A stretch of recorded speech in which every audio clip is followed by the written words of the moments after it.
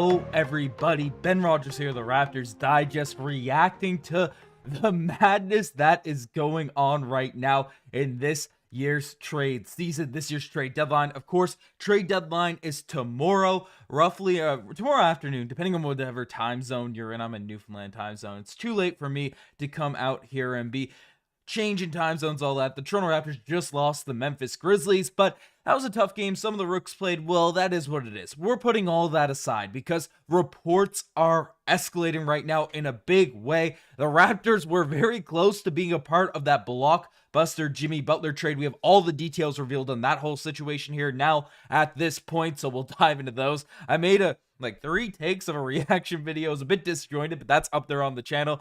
I do get to the bottom of it, but we'll more clearly state and discuss what's going on with all that here now at this point. So we'll dive into all of that. We got the live chat going, so I'll keep that up, keep interacting with you folks, everything that's happening here right now. But the juicy stuff, and I got Twitter pulled up.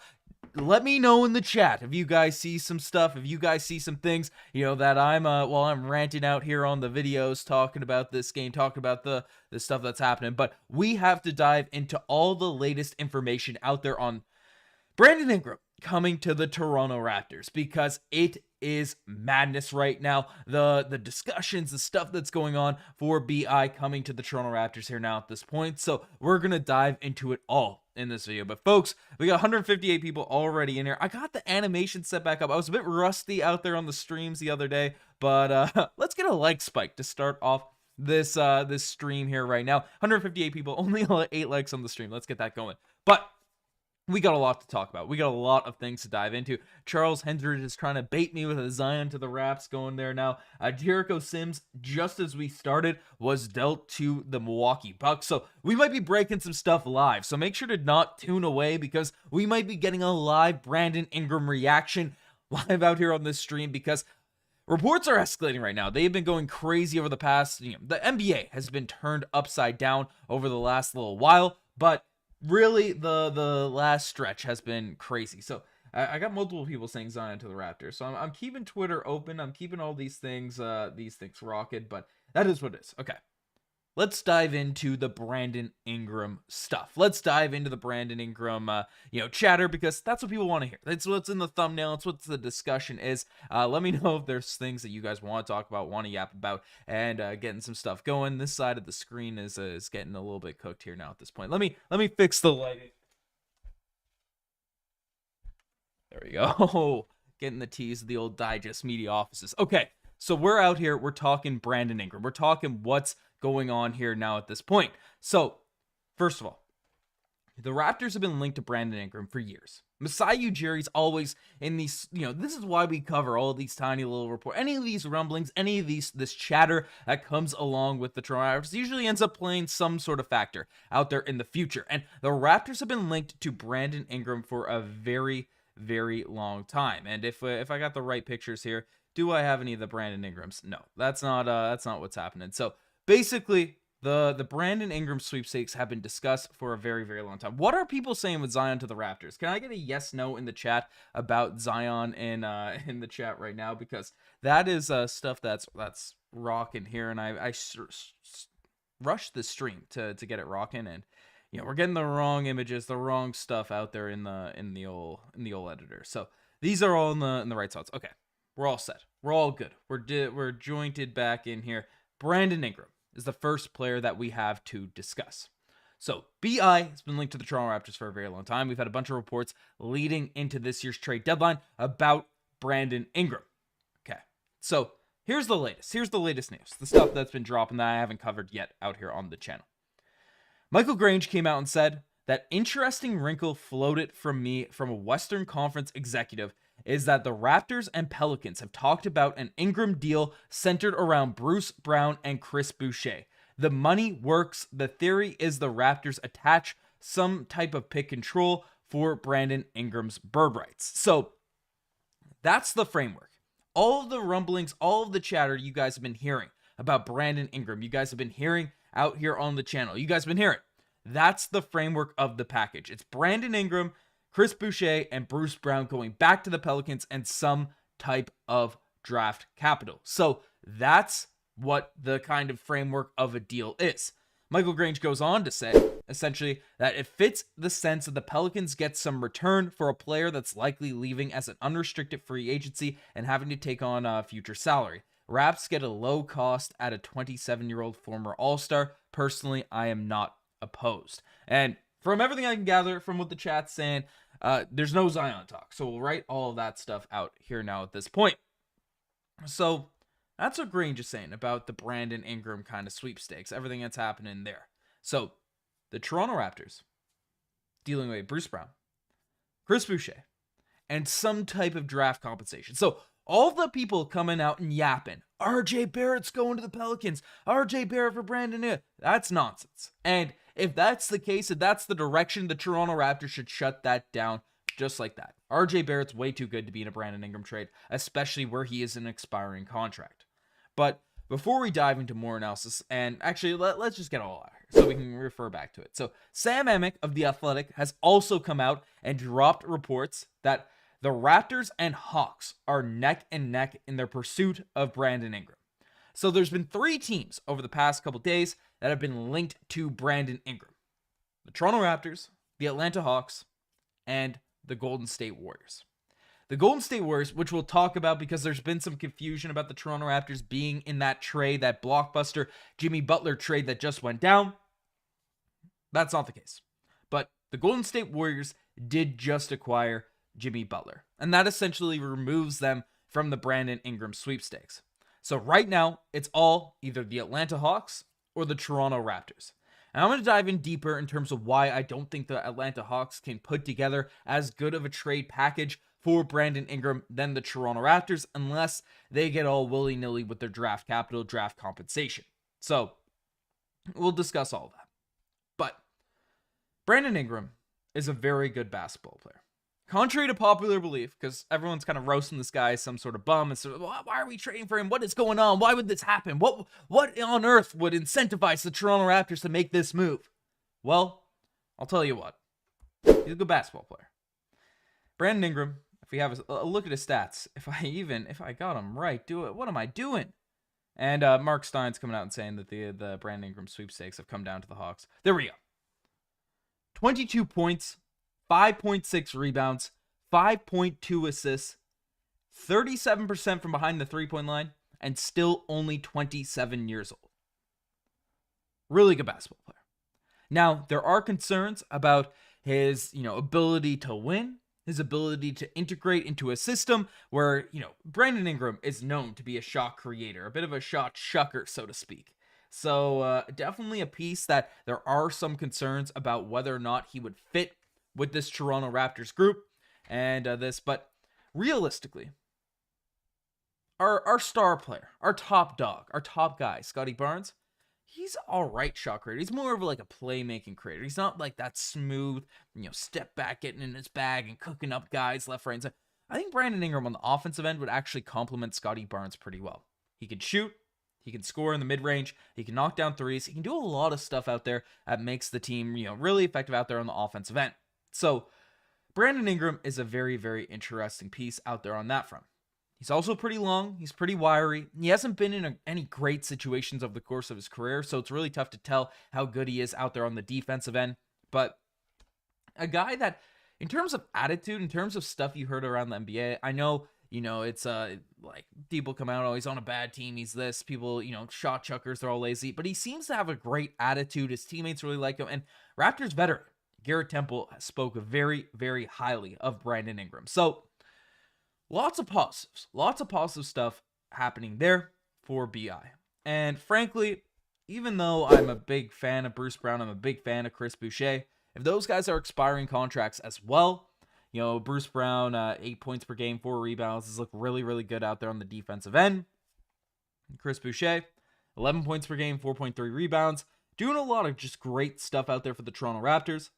If they have to be attached, if they have to be put into a deal to acquire Brandon Ingram, then you might have to live with it because you got to take some risks. You got to take some risks to rebuild a roster, and we know the Toronto Raptors struggle in terms of acquiring free agents, convincing them to come here. Now, Brandon Ingram is an unrestricted free agent. So that's something that the team does have to factor in, does have to deal with. And essentially you're doing your best to acquire the bird rights as well as just have their shot at getting one of these deals to go down. But before I kind of give my argument, give my take in terms of why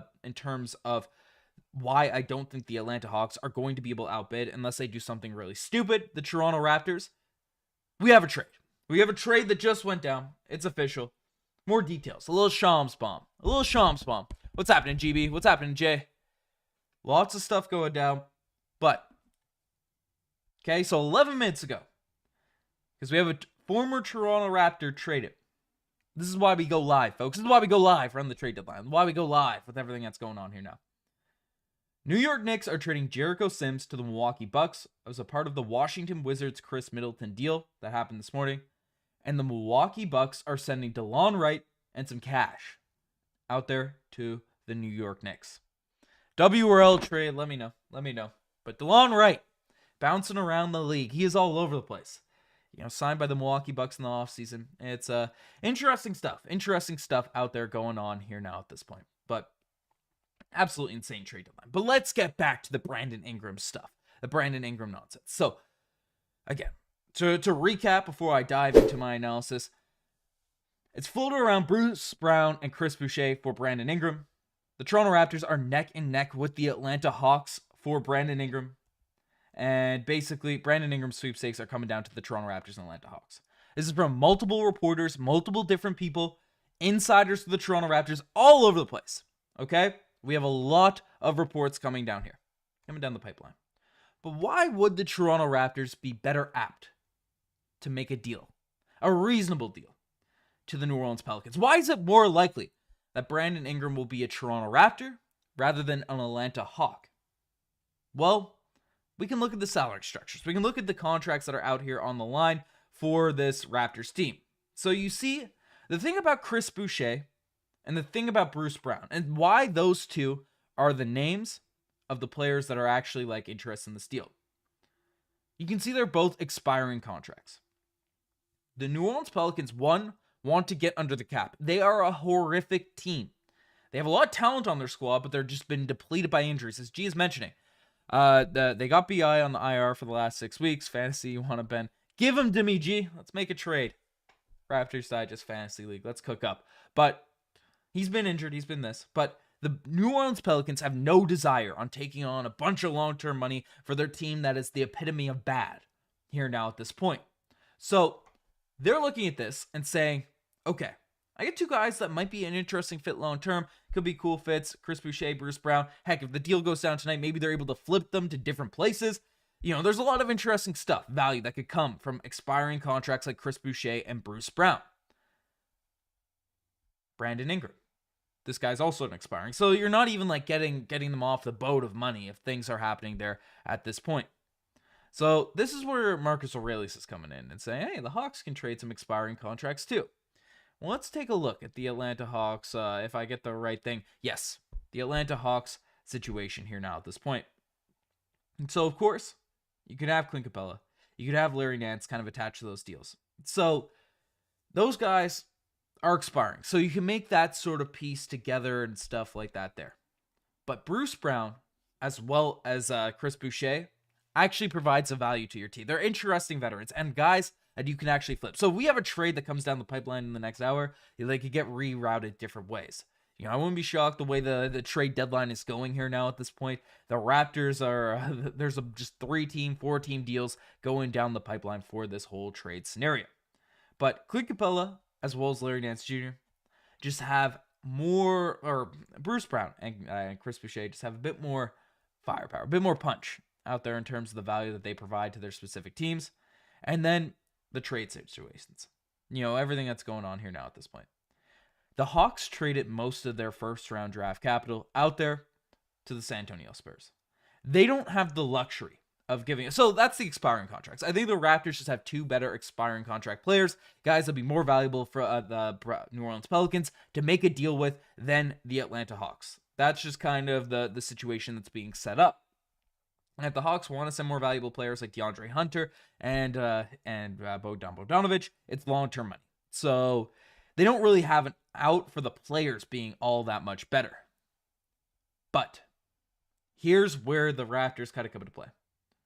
The Raptors can offer much more interesting draft capital because the Atlanta Hawks have a bunch of their picks going out to the San Antonio Spurs. You have the Stepien rule. You have all these types of things. The Raptors have multiple seconds of the upcoming years. They have all of their first. They have the Indiana Pacers first for this upcoming season. Now, trading away first-round picks for a guy that's an expiring contract and expiring free agent is very, very risky, especially like our own pick. The Pacers one is interesting because they project to be very good. Now, Tyrese Halliburton's been up and down. They might be one Pascal Siakam injury away from being a lottery team, and then maybe we trade that protected. Who really knows? But the Raptors are going to be able to be more loose with their draft capital. And maybe some in the future, maybe something out there at that point. But the Atlanta Hawks just have so many picks tied up in that DeJounte Murray trade. I don't see them giving up very valuable draft capital in order to make one of these things happen. And Celtics Digest in the chat, as we're discussing why Jason Tatum. We don't want that glorified Evan Turner. But the Toronto Raptors can just make the better offer. They can make the better offer for the New Orleans Pelicans. Brandon Ingram not on the Pelicans bench in the second half. Interesting stuff. We might have a trade break live out here on stream. Throw a yes or no. I'll bring up his stats as well as we do this poll. Do you want to see Brandon Ingram be a Toronto Raptor, assuming we do not have to give up RJ Barrett? Assuming it's a Bruce Brown, Chris Boucher, and maybe second round picks, or one of those Pacers first. We'll ignore the draft capital. Yes or no? Do you want to see the Toronto Raptors land Brandon Ingram? Yes, no. Just yes, no. Out there in the chat. I want to see what people have to say. So let's see. Let's see what's happening. We got some yeses. Got some yeses going in. Bruce is saying the BI is just sloppy. Bruce Brown, Chris Boucher, and for 10 first round picks. Let's make that happen. Lots of yeses. Lots of yeses. People are saying pull it. People are saying pull it. Can we pull? How do I get polls going? Guys, I'm a boomer when it comes to this. Okay. Brandon Ingram, as this is rock. I'm bringing up his stats. Ingram. Do you want Ingram on the Raptors? We'll see what the percentages are saying. We're getting some math in here. Nick Goss had to do this for me while I was on stream once. Shout out to Leafs Digest, Jays Digest. Okay. Do you want Brandon Ingram on the Raptors? Yes or no? Skibbity Ingram. My God. That's right. Okay. Lots of yeses. Lots of yeses. A few no's. 100% yes. 100%. Okay. No, it's 90% yes. Things are going crazy right here, out here in this poll. And as we're, you guys couldn't even see my face. Let's get that fixed back up. Let's get that fixed back up. Also, get a little like spike going. A little like spike for the chat. We have 500 people out here in the chat. Make sure you guys hit that like button because, helps the vids, helps the channel. We're spamming vids out here on Raptors Digest. So make sure you guys, you don't miss a single thing. Hit the like button, subscribe. But people seem interested in the BI sort of sweepstakes and everything that's going on here now at this point. So lots of stuff rocking. I'm giving a little creep to Twitter. Nothing crazy is happening right now. But okay, we do have an update. I only read this. I only gave it a little glance. I saw multiple updates and it was Chris Haynes or multiple obstacles. You guys ready to read this? Are you ready for me to read a report? We'll see what's happening. Okay. Multiple obstacles in the way make drastic change at the deadline. The Phoenix Suns were prepared to venture in the second half of the season with core roster in place, with futures no longer in doubt for the time being. The internal hope improved play. Okay. Very disjointed sentence there. The Phoenix Suns probably aren't going to trade Kevin Durant. That's basically what that report just said. Jake, you're awesome. Appreciate you gassing up out here in the chat. But Phoenix Suns don't expect more trades from them. GB is saying we need a bench. Masai, Bobby, Fleece incoming. So this is also where we have to talk. We need to talk a little bit about what just happened for this Toronto Raptors team. Because we almost saw the Toronto Raptors. We almost saw Masai. If I can bring up the right graphics. Can I? We almost saw Masai get involved in a blockbuster trade. As I just discussed. The Phoenix Suns, they're in a dire spot. Sorry, Bruce, out there in the chat if you're still there. The Phoenix Suns are in a very dire spot. They couldn't get Jimmy Butler. They're unlikely to trade Kevin Durant. Maybe they do some crazy last-minute deal with the Dallas Mavericks. Who really knows? But Jimmy Butler was dealt to the Golden State Warriors for Andrew Wiggins. Well, let's bring up the report. Let's bring up the tweet. The Miami Heat are finalizing a deal, Jimmy Butler to the Golden State Warriors for Andrew Wiggins, Dennis Schroeder, Kyle Anderson, and a protected first-round pick. And the initial reporting was that Dennis Schroeder is heading to the Utah Jazz, and Kyle Anderson is going to Toronto as a part of a multi-team trade. So this is what we saw. This is what I made a whole video. Kyle Anderson, wow, are we getting picks? Like, what's going on? And then I recorded the whole thing. I did this at halftime. I was speeding. I was ready to rock. And then what happens is Michael Grange comes out. It's like, hey guys. Shams, he's big stepping Shams. Throw a little like spike for the people trashing Michael Grange. I want to see what the chat has to say about this live. Because I see all of you, because I react to everything. You guys know this rumor, report, whatever the heck it is. I'm giving you all the latest updates, whether you like it or not, on the Toronto Raptors. You're getting vids on whatever's happened here now at this point. But you guys get mad at me when I use too many Michael Grange reports. Because he's been wrong. And I know he's wrong. I say it every video I bring him up. Like the Scottie Barnes, he said we were getting Jalen Suggs. He was pretty in on the Kevin Durant stuff. All that type of stuff. So you guys are always kind of going at me for using Michael Grange. But the thing about Michael Grange is this man has his ear to the front office. Everything that is kind of coming out of Michael Grange's mouth is out of Masai Ujiri in the front office's mouth, whether to deceive or whether to inform, to change the market. That's what Michael Grange is there to do. So I feel bad for the guy because he's kind of like a proxy. He's a play for Masai Ujiri coming out here, taking the heat for Masai Ujiri's lies. He's spreading to the media, all that type of stuff. But guys, Michael Grange ended a big step in Shams today. Michael Grange came out with this tweet you see on the screen here right now. Let's see if the green screen's popping. This tweet you see over there. Michael Grange came big stepping. And he came out and said, well, I don't have the Michael Grange tweet anymore. Do I? Probably not. I'll bring it up. Let's do some. Do you want to see some live editing out here on Raptors Digest? Let's cook. Okay, that's Blake Murphy's fellow Newfoundlander. Shout out to Blake Murphy. Do I have the screenshot of the Grange tweet? That's disappointing. Okay, we'll use the Blake Murphy one. So basically, what Blake Murphy came out and said is that Anderson, gave all the breakdown on Anderson. Jake Fisher was out there too. And then plenty of time to absorb or reroute Anderson. But Grange is saying that Anderson is headed elsewhere. CBA stuff about. Okay? So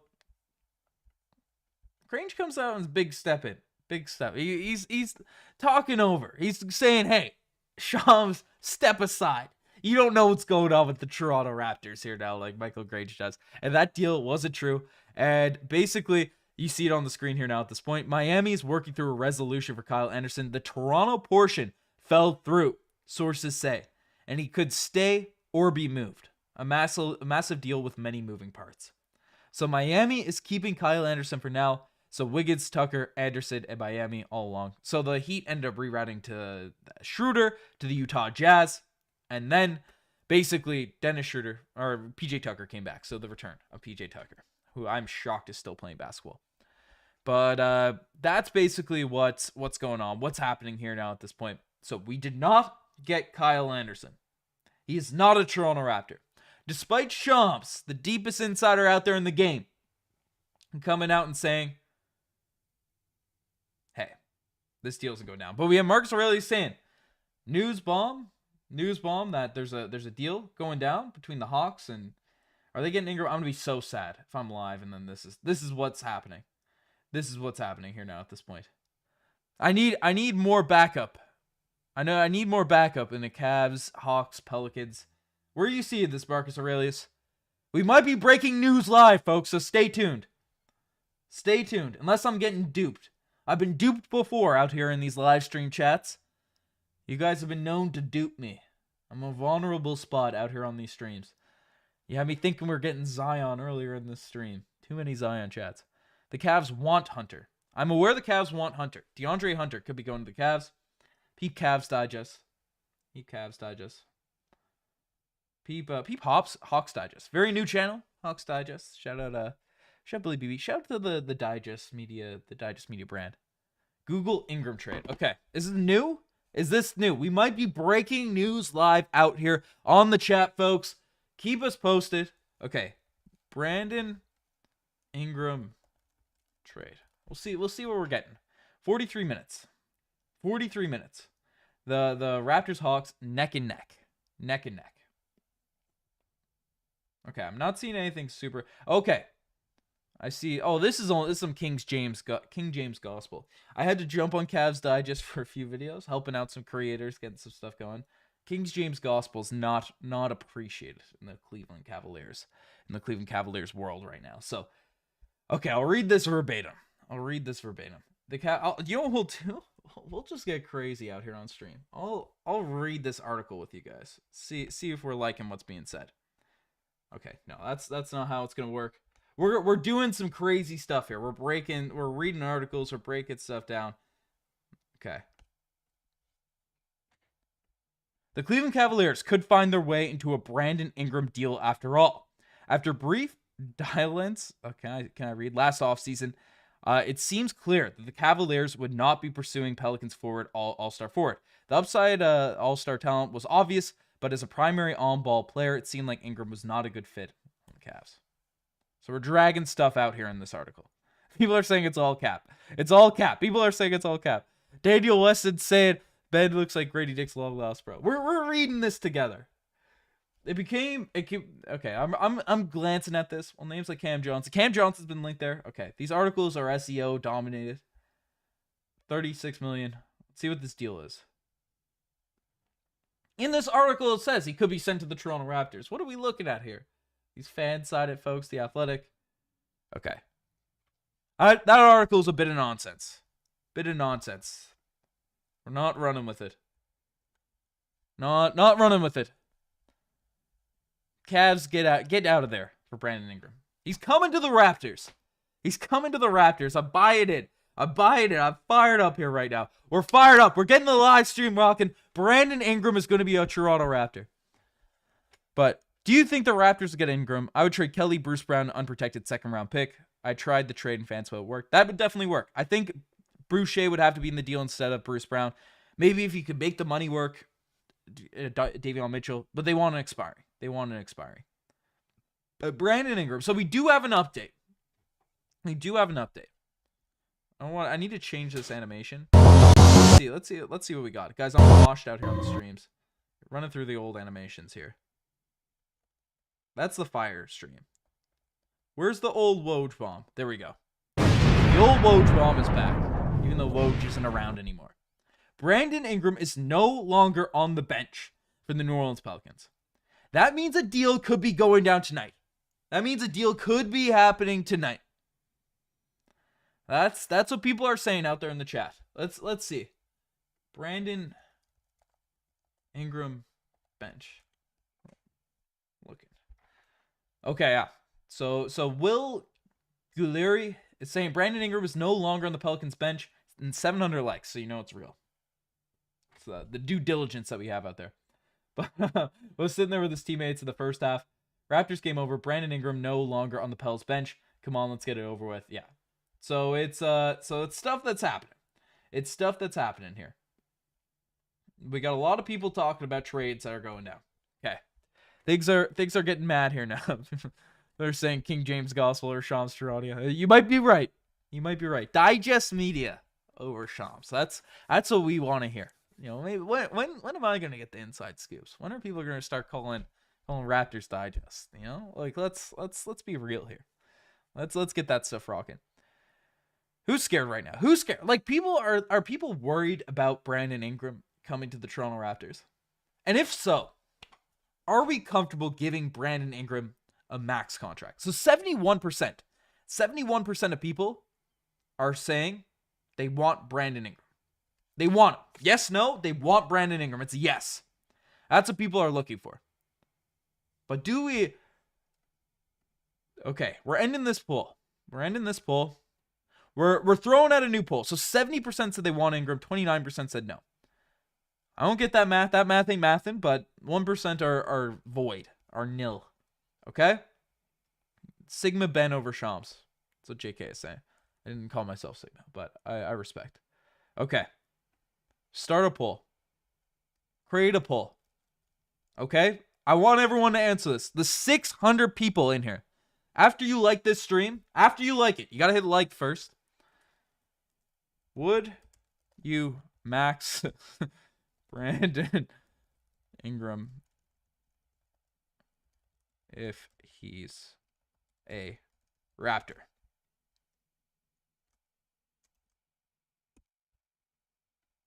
I'm typing like a boomer. I'm a software engineer, by the way, and I feel cooked. I feel washed, folks. I used to stream after every game. After every game, we'd be streaming out here. Now I still do videos after every game, but do I come back? Do I come back to the streaming game? We used to. We just hired an intern here at Digest Media. So shout out Nakash. He's out there making some posts out there on the Raptors Digest Instagram. Go follow that. 600 people out here. Follow that on the Instagram. I want to see what people are saying. So 65% are saying they wouldn't want to max Brandon Ingram if he's coming. So they don't want to max. They don't want to give him that big contract. The trade will finalize at midnight. The Raptors are working out which pick to include. Ingram and bird rights. Okay. Pro Stream XZ saying the stream will happen at midnight. Interesting. Or the stream. Goodness gracious. The trade will happen at midnight. We'll see if the chat sources are true. I trust the chat more than I trust Shams. Shams lied to us multiple times. That's twice, actually. That is twice. Masai Ujiri ended up duping Shams. He ended up duping him. It was a dupe. First, the Damian Lillard trade, if you guys aren't familiar, if you guys don't remember. If you guys don't remember, I'm bringing it up. And folks, as I'm bringing it up, we have our first super chat. First super chat in a while. Shout out to Pranav Tanda. I apologize, my reading is horrific. Kelly, Bruce, and Cash for BI. Sign Boucher for a 2-year deal. That's the ideal. I love where your thinking is, Pranav. And tell me if I'm pronouncing your name wrong. I apologize. I love that thinking. Can I like that? Can I give that a like? Okay, I can't. I'm probably just a boo. Okay, I can like that. It's been liked. I like where your head's at. I want Chris Boucher on the Toronto Raptors. I can't lie. I can't be the objective kind of realist out here that, people sometimes want. I love Chris Boucher. His jump shot's elite. He's Canadian. He's so fun to watch. He plays with so much energy. He is the last player on the Toronto Raptors that was on the championship team.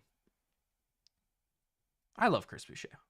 If we can give him a little extension, let him rock.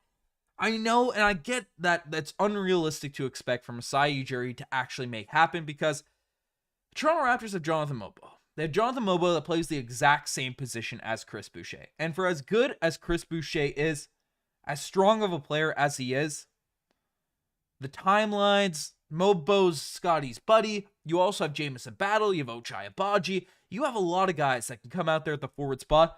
And then when we get Cooper Flagg, when Cooper Flagg becomes a Toronto Raptor, it's what's happening. So Chris Boucher. Okay, I'm pronouncing your name correctly. Appreciate it. Okay, that's when I was live, day by day, I got a rep for just my horrible pronunciation skills. So, trying to get better. Hopefully, I've got better over the past couple years and stuff like that. So, that's what's happening. But I feel like we should get Alvarado and Ingram for Boucher, Kelly, and Brown. I think that isn't bad. Let me know your opinion. That's tough. Because the Raptors currently have IQ, we have Jamal Shead, and we have Davion Mitchell.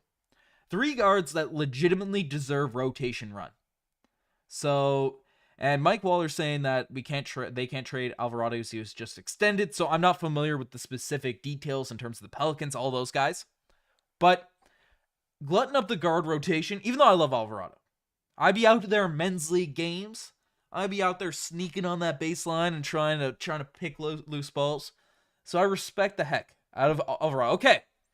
SC is saying Granger's been tweeting. Is he new tweeting? Is there new tweets? We might have new reports. Darius Garland hit a game winner from half court, so that's one thing. Okay. Let's see. Let's see what's happening. Okay.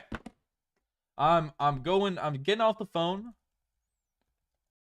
We're seeing if we're lied to. Okay, no new tweets from Michael Grange. No new tweets. The old tweets, I'll bring up the old tweets out here on the screen here right now. This is the framework for a Brandon Ingram package. If you are new and you haven't seen this, this is the framework for a Brandon Ingram package. One thing I do want to discuss, actually, I do want to bring up, which does have some serious implications because we all love Canada basketball here. Even if you're not a Canadian Raptors fan, you got to respect the Canadian basketball hustle. But we do have a major update. I'm going to go back to this scene. Put the Canadian out in front. Jordi Fernandez is stepping away from head coach of the Canadian senior men's national basketball team. Actually, I'm a tech wizard. That doesn't look as good. Okay. Jordi Fernandez is stepping away from head coach of the senior men's national team. Interesting stuff. Here, the Canadian team, they've dealt with a ton of different reports, different coaches over the last little while. Of course, Nick Nurse was the head coach before Jordi Fernandez. And it was a disappointing Olympic run. It got cut short by the home team, by the French, Wembanyama Yabusele. Still have nightmares about that game, but it sucks to see Jordi go. He's one of the best coaches in the NBA. I want to give him his props. He's doing a great job with the Brooklyn Nets.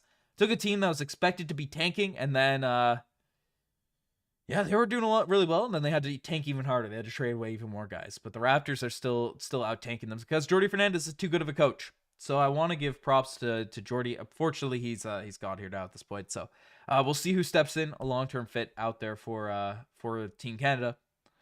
But Jordi Fernandez said the Raptors trade for Ingram. He'll quit being Canada's men's head coach. That means Ingram confirmed. That's what's happening here. But our poll is saying 64%. 64% out there on the poll for all the trades that are going down if you would max Brandon Ingram. And that's the big risk. That's the big confusing part. And if you guys that have been watching the videos, you might be surprised. You might be surprised to know I get pretty emotionally attached to these Toronto Raptors players. So when I heard Brandon Ingram coming to the Toronto Raptors, I'm like, why on earth? Why on earth wouldn't we just keep Pascal Siakam? Why on earth wouldn't that be the case? Brandon Ingram's stats, they're good. He's a little bit younger than Siakam. But why on earth wouldn't we just keep Pascal Siakam? He's been on the team for a long time. He's been with the squad. Like, he won a championship with us. Why not just go fill out a year with Pascal Siakam instead of Brandon Ingram and giving him the max and all that type of stuff? Well, Brandon Ingram, I see the vision now. Because I can't lie. I wanted to see what this group looked like with IQ, RJ Barrett, Scottie Barnes, Pascal Siakam, and Jakob Poeltl. Like, Pascal Siakam inserts himself seamlessly out there in that mix. He does. So, what's the point of trading him away and then acquiring Brandon Ingram? Well, Brandon Ingram's a bit more of a shot creator. Siakam and Scottie kind of come from the same realm of a bit of a raw prospect that kind of learned how to shot create. They drive their slashers first and all that stuff. I think offensively, Brandon Ingram is a bit better of a fit next to Scottie Barnes. Maybe not that. Like, I think Pascal does a lot of stuff. I think defensively, he is an upgrade. But it's interesting. Ingram going to enjoy that Toronto. Goodness gracious. But Brandon Ingram, he's a bit younger. He's a bit better of a floor spacer. He can come in and he can have an impact out on this group, and it allowed the Toronto Raptors to kind of, they'll have a little reset, tank away this season. And the thing what makes Brandon Ingram so attractive right now, the thing that probably made Masai Ujiri say, hey, now might be the time to acquire BI. This dude's injured. He's injured. The Toronto Raptors right now, and let's pull it up. Let's pull it up so you guys can see. All right? Because we've been winning games, so people might not know. We're 15 hours from the trade deadline, too. We're here. Okay, is my camera lagging? It might be lagging. We're good. Okay? The Toronto Raptors, here now at this point, they have the 5th worst record in the NBA. They're not trying to win. They're not trying to win. People hate saying that. People hate that sort of discussion, the tanking mentality, this, that, and whatever. The Toronto Raptors have the 5th worst record. They have odds of they have what? Let me get this right. 42% chance at being in the top 4 in terms of pick selections. They have a 10.5% chance at number 1. This team is set. They are in a position to acquire Cooper Flag. They're in a position to capture a flag out here at this point. And folks, I'm going to do one. I'm going to do one lottery simulation and see what happens. And the Raptors fall to 7. So if we don't get worse, if we don't trade away Chris Boucher right now, this could be the situation. The Raptors picking 7th. I did one lottery simulation. I only did one. And this was the outcome. The Raptors fall to the 7th pick. So the Raptors want higher odds at getting one of those top draft pick selections that they have to do. I'm going to do one more lottery sim. Yes, no. Do you think we're going to get Cooper Flag? If the draft lottery happened now. All right? Let's see. Lottery's here. Lottery's here, folks. I'm doing that time didn't count. I'm not counting. Okay, we're moving up a little bit. It took 3 times. This is what people that sports bet feel like, I guess. The Raptors are 3rd in this lottery simulation that I have going here right now. But we have a report coming out from Kevin Brandon. Kevin Brandon. Let's see who this is. See if there's actual tweets. If there's stuff that's going to happen. I don't think it's a real report. Brandon Ingram.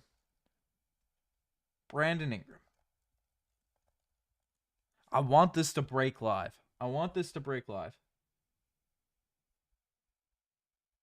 No new tweets. It hasn't been made official yet. You just get scared out what makes this trade happen. Okay. Let's see what's happening. I'm seeing this tweet. So let's bring this up. So if people that aren't familiar that haven't seen, it's coming down to the Atlanta Hawks and the Toronto Raptors. And this tweet did make me laugh.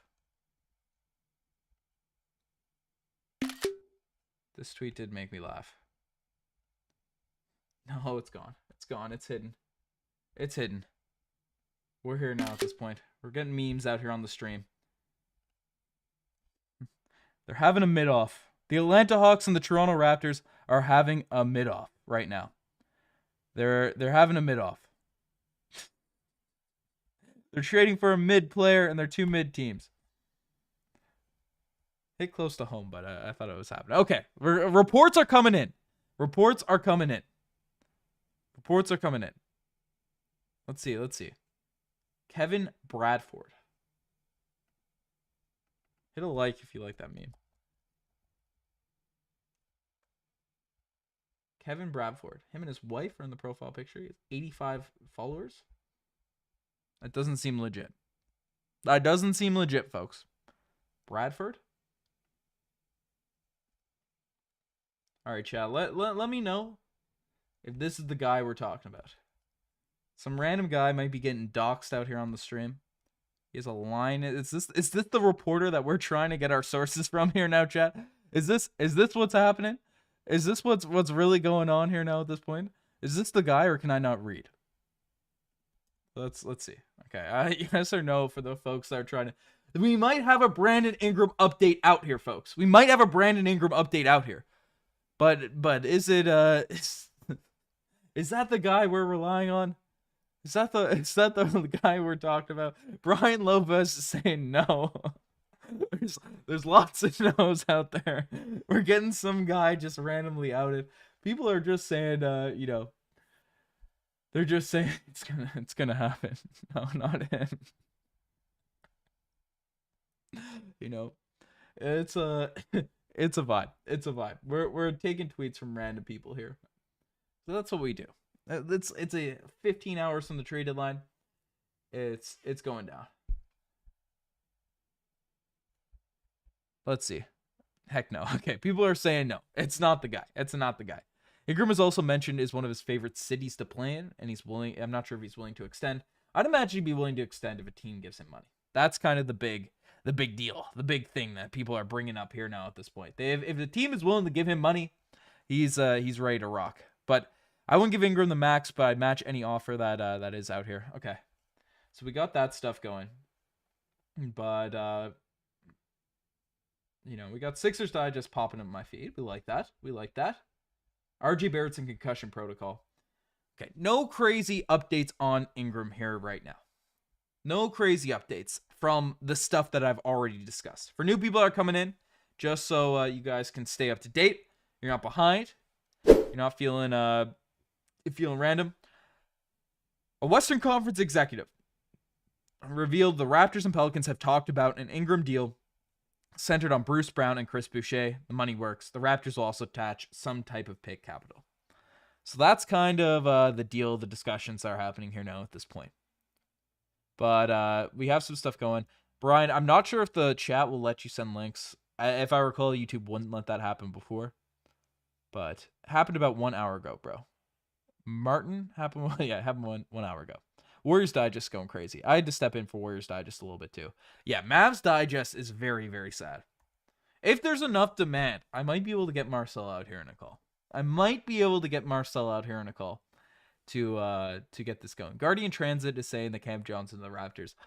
I'm not buying it until I see people spamming it. No, that's not an excuse to spam. It's not an excuse to spam. Only warranted spams. But also the Jays missed out. I don't know if anyone in here is a Jays fan. Check out Jays Digest, but the Jays just missed out on Pete Alonso. That silly goose didn't want to come to the Toronto Blue Jays. So that's not what we like to see. That's not what we like to see for the Toronto Blue Jays. Let's see if they get Bregman. They want Marcel. Mab. Cam would be fire too. Cam would be great. But I might give a call into Marcel. I'm gonna Teams message him. See if that guy's up. See if that man is up and at him. Do you guys? Let's get some call-ins rocking. My camera's froze. I'm putting up a stat before we get some stuff going. Here, get this rocking.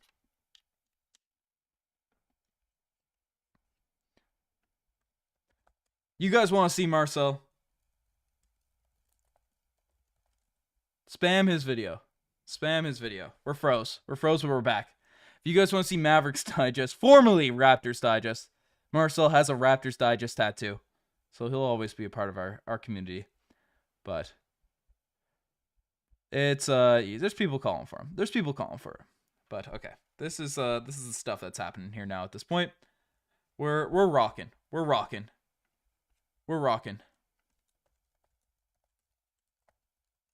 We might get Jay's Digest out here. Marcel just sent me this. I'm doxing this man. Marcel just sent me this. He sent me this picture. He might be rising from a slumber to get out here now at this point. He might be rising from his slumber to get some stuff happening. We also have a super chat. That's the wrong thing. Marcel's gonna be on the side of this for a super chat from Bondi Sports Network. Broncos Digest. We've been talking. Come come Valentine's Day. That's when our football stuff is rocking. We'll be talking.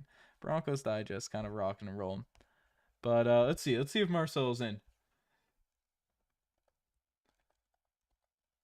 Getting some people out here on the streams. Getting some people on call. Some folks in the digest. Getting some folks on the digest. Okay, folks. Are you guys ready? It's been a long time. It's been a long time. Actually, I need headphones. Nick Goss, if you are watching, I'm stealing the headphones from your desk. Okay? We're making this happen. You're seeing the glimpse of the Digest Media offices. Okay? We're going crazy here now. We're getting call-ins. From the man himself. Marcel Martin.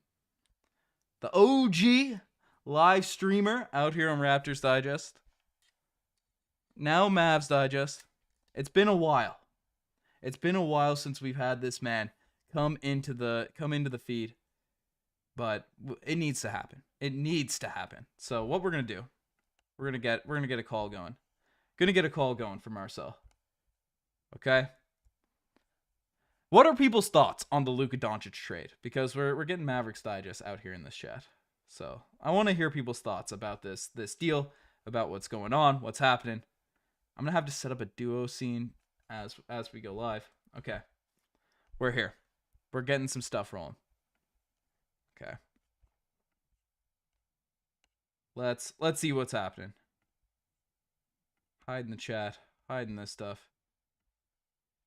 My desktop might be outed a little bit, which is what it is. The camera's glitching, but we don't care.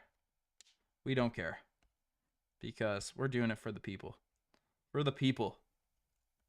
hiding this. We're getting a display capture. Okay, you guys ready? Are you guys ready for this? Are you guys prepared for the call-ins by Marcel Martin? If this works. Okay. Nice. We're rolling. Making this smaller. We're getting him in here, folks. You're getting two of me. One of me, two of me. You're getting all the assets. Everything that's popping up here. You're getting Marcel. We're getting a call rocking. Let's see. Let's see what's happening. Oh, is my screen gone? Okay, that's why that's glitching. Okay, I think my camera died. Oh, it didn't. Okay, no, we're good. Will Marcel join? Yes or no? Are you guys prepared for this? 1 minute left in the Pels game. After this Pelicans game, we might have this deal go down. Marcel, please join. If not, we're getting Nicky Goss. Nicky Goss will be coming in. Okay, Nicky Goss is not coming in. But let me know. Let me know what's happening. You got two of me on the screen here now at this point. So we'll turn that off. We'll keep Brandon Ingram out here as this. But how are we feeling? How are we feeling, folks? About Okay. Hold up. Is this true?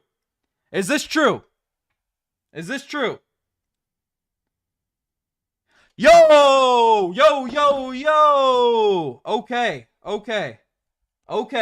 Okay, we have a blockbuster report. We have something big to report on. We have something big to discuss. Folks, we have something big to discuss, and my camera's going crazy and it's killing me right now. This is what I have to deal with in my videos. That's why I don't stream anymore, because I'm too bad with tech. I'm getting this up here for you. Okay? That's the wrong Chris Haynes. Come on. I see it on my phone. Haynes. Okay. Now take this man with a grain of salt. He said we were extending Gary Trent Jr., but we didn't. Is this the real Chris Haynes? Yeah, that's 75,000 followers. Guys, we are getting a trade breaking live. We are getting a trade breaking live here now, folks. We are getting a trade breaking live. The New Orleans Pelicans are in advanced discussions to trade Brandon Ingram to the Toronto Raptors. We're getting Mavericks Digest out here in the chat while this is coming in live. Folks, this is madness out here right now with what we have going on. I am setting up tech. I don't know what to be at here, but let me know.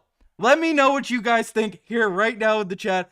Do you think this is a W and L? How are we feeling about all of this here now at this point, folks? We got an update. It's happening. Chris Haynes. Okay, we'll take him before I introduce Marcel. We'll take Chris Haynes with a grain of salt. We'll take this guy with a grain of salt because this man told us Gary Trent Jr. was getting a big extension. He was getting a big extension. But it didn't happen. It didn't happen. We have blockbuster trades coming out. Breaking live out here on this stream. Breaking live. Okay. But folks, without further ado, I have to introduce my man, my brother, the Raptors Digest alumni. It's been a while, sir. But Marcel Martin is back out here on the streams. Let's go. Let's throw some W's out here. Mavericks Digest is going to the moon here now at this point. Marcel, you are live for Brandon Ingram coming into the Toronto Raptors out here right now. How are we feeling? How are we feeling out here? I know your teams are making some good trades.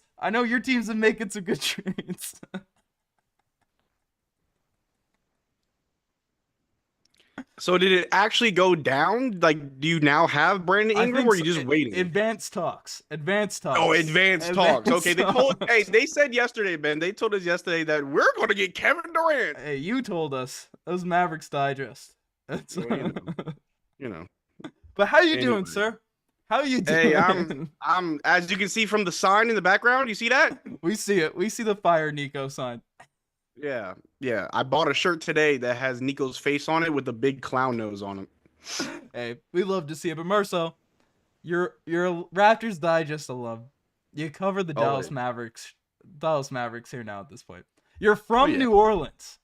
Yeah. The Raptors just made a blockbuster trade. It's not official, but we're treating it like it is here now. There's advanced talks, advanced trade discussions.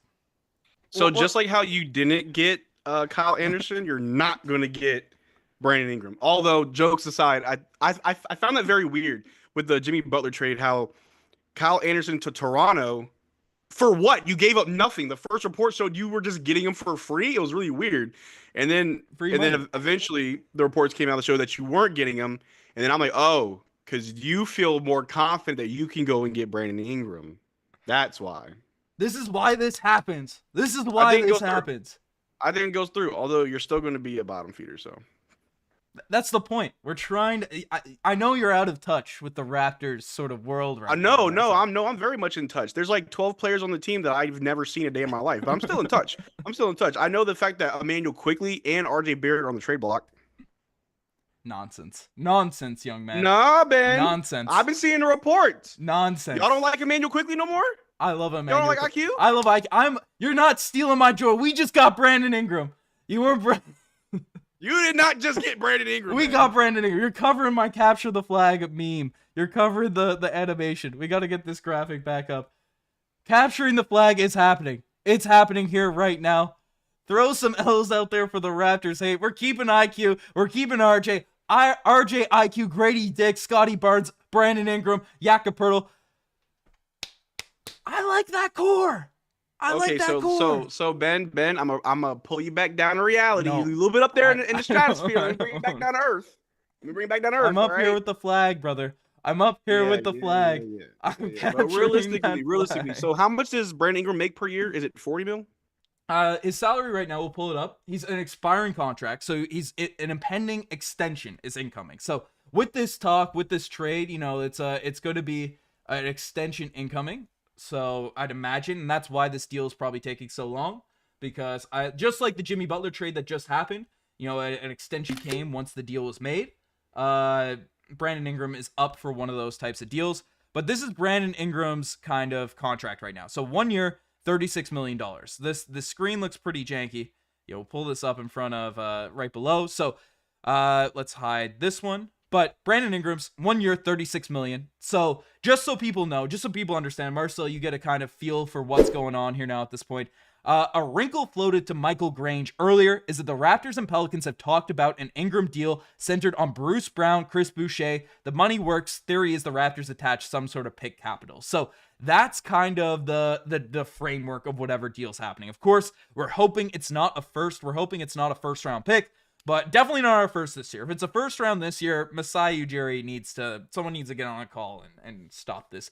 And someone needs to do what someone should have done to Nico Harrison, and said, hey, let's stop this from going through. Did you know that fans are going to be protesting the game on Saturday? Like, this has real legs behind it. Like, there's going to be thousands of people outside the American Airlines Arena, like, trying to stop people from going in and watching the game. That's crazy. That is. I love it. Are you gonna be down there? But, are you gonna start? You gotta live stream that. So the game starts at 2. The protest starts at 12. I may go there, show support, come home, and all right, watch along. Get the watch along, baby. No, we support. Yo, someone called me a scab because I'm still making Mavericks content. People really thought that I just stopped making content, and I was like, is this Mavericks Digest or Luka Digest? Yeah. And then of course, we have a Lakers Digest, and people are asking me, are you gonna do Lakers content? Go watch our Lakers channel, you idiot. Anyway. In reality, do you truly believe you have a better trade package than Atlanta? Yeah, of course. Really? Well, I think like in theory, the Hawks could do something really stupid, right? And do something. They're the Hawks. They drafted Trae Young, so yes. They could get real weird. Now, I apologize to take off the seat. Just the little rant that I went on earlier today. Like they can make the same deal for expiring contracts with Clint Capella, with Larry Nance. They can combine those guys, but they have a ton of picks out going to the San Antonio Spurs. Again, we have a Spurs Digest as well. It's DeJounte Murray, right? Yeah, with the DeJounte Murray deal. So they have Atlanta's unprotected pick this year. So I think it's unlikely that they are super willing to make one of these deals that gives up a ton of draft capital, a ton of draft picks. Because they have so many already on the outs for one of these deals. So the Raptors, they have like 2 firsts in next year's NBA draft. One of them that isn't theirs is the Pacers, so it could be a later pick. So that's something that's happening. Okay, wait. Chat is going off right now. Chat's going off right now, saying it's. Don't worry, Zion. I got my notifications on. Nothing's happened. But Zion RJ reuniting. Zion RJ reunited. We got Bruce Celtics Digest. What is that? Hold on, Zion RJ reunited. What does that mean if Zion can't play? You know what I mean? Like, come on now. No, I know people talk about I've been hearing a lot of Mavericks fans but Data Davis, street clothes. He's played 91% of his games over the last 2 seasons, including the playoffs. All right, but we talk about Zion. That's you're in the acceptance phase now, eh? Yes, I know, because Ben, you have to be right. Remember when DeMar got traded? Yeah, we got Kawhi. Okay, I got Anthony Davis. There's levels, bro. There's levels. What did Kawhi do after he left Toronto? There's levels. What did Kawhi Leonard do after he left Toronto? He's the GOAT. He has been just as bad as the Raptors. He's on the worst franchise in NBA history. That's my take. Sports Illustrated just tweeted. Okay, so we have another report. Nothing. It's nothing. We have another report. Yap. No, there's not. Yapping, Marcel, as I pull up these. Anyway. Look, I have accepted it because, to be honest with you, Ben, and everybody in the chat, when something like this happens, now trading away Luka for AD, it upsets me. I'm only speaking for myself. It upsets me the most because I feel like we should have got more back. I like Max Christie from the first game he played. He's a good young player. Good. Cool. I want more young guys to develop on this team. I don't like us trading away young talent. However, we got 1 first-round pick. De'Aaron Fox went for 3. Rudy Gobert went for 5.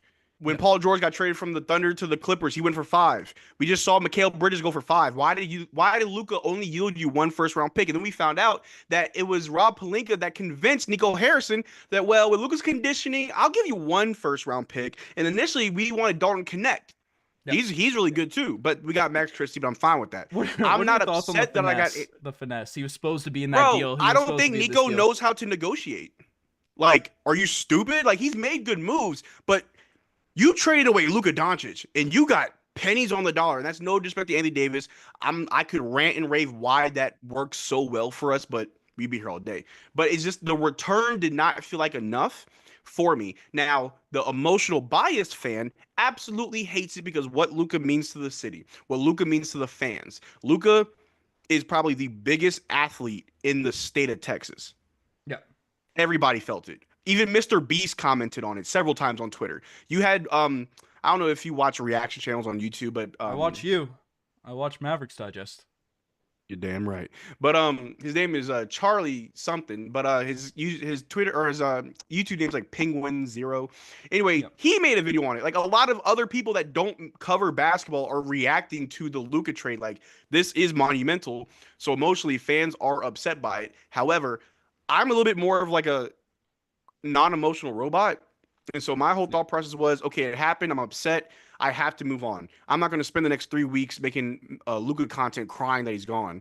I'm not going to cover Luka for the next, you know what I'm saying? Like eventually you have to accept the fact that he's gone.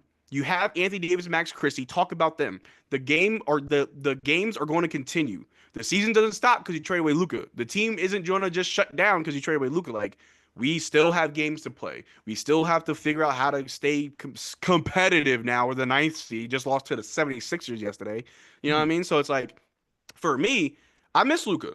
I hate the Lakers, but I'm going to be rooting for Luka. When we played the Lakers, I'm rooting for Luka the whole game. If we see the Lakers in the playoffs, I'm rooting for Luka. I don't care about the Lakers. I'm rooting for Luka. I thought you were going to be on Lakers Digest now. You have been on YouTube for what, like 5 years, 7 years now? 7, 8 years, bro. And you have yet to learn to be funny. I think I'm pretty funny. I think I can cook out here a little bit, you know? I think only you believe that. I don't think your chat. Hey, yo, Raptors Digest chat. It's been funny. I do it for me. Chat, I do it for Let me. the chat decide. You know? Let the chat decide. It's been funny, yes or no? We ball. It's been funny, yes or no? We ball. Let the chat decide. How many? I'm almost at 20K. Mavs Digest is going to the moon, folks. If you like Mavericks content, hit up Mavs Digest every day. But anyway, the Atlanta Hawks. If I were the Hawks, if your trade package Toronto to New Orleans is Chris Boucher, Bruce Brown, and whatever draft capital, all right, cool. If I know that's your package, I can easily be more competitive by sending out Clint Capella. Yeah, because hold on. You're nearly getting me to curse on these streams. I'm not used to yapping with you on these streams. Are you done or you finished? No, I never finish. I'd probably hold on. I'm looking at their roster right now. Actually, I'm gonna offer them. Actually, I'm sending Larry Nance Jr. back to New Orleans. You're sending Larry Nance Jr. back to New Orleans? Why? Why do you keep doing that to that poor man?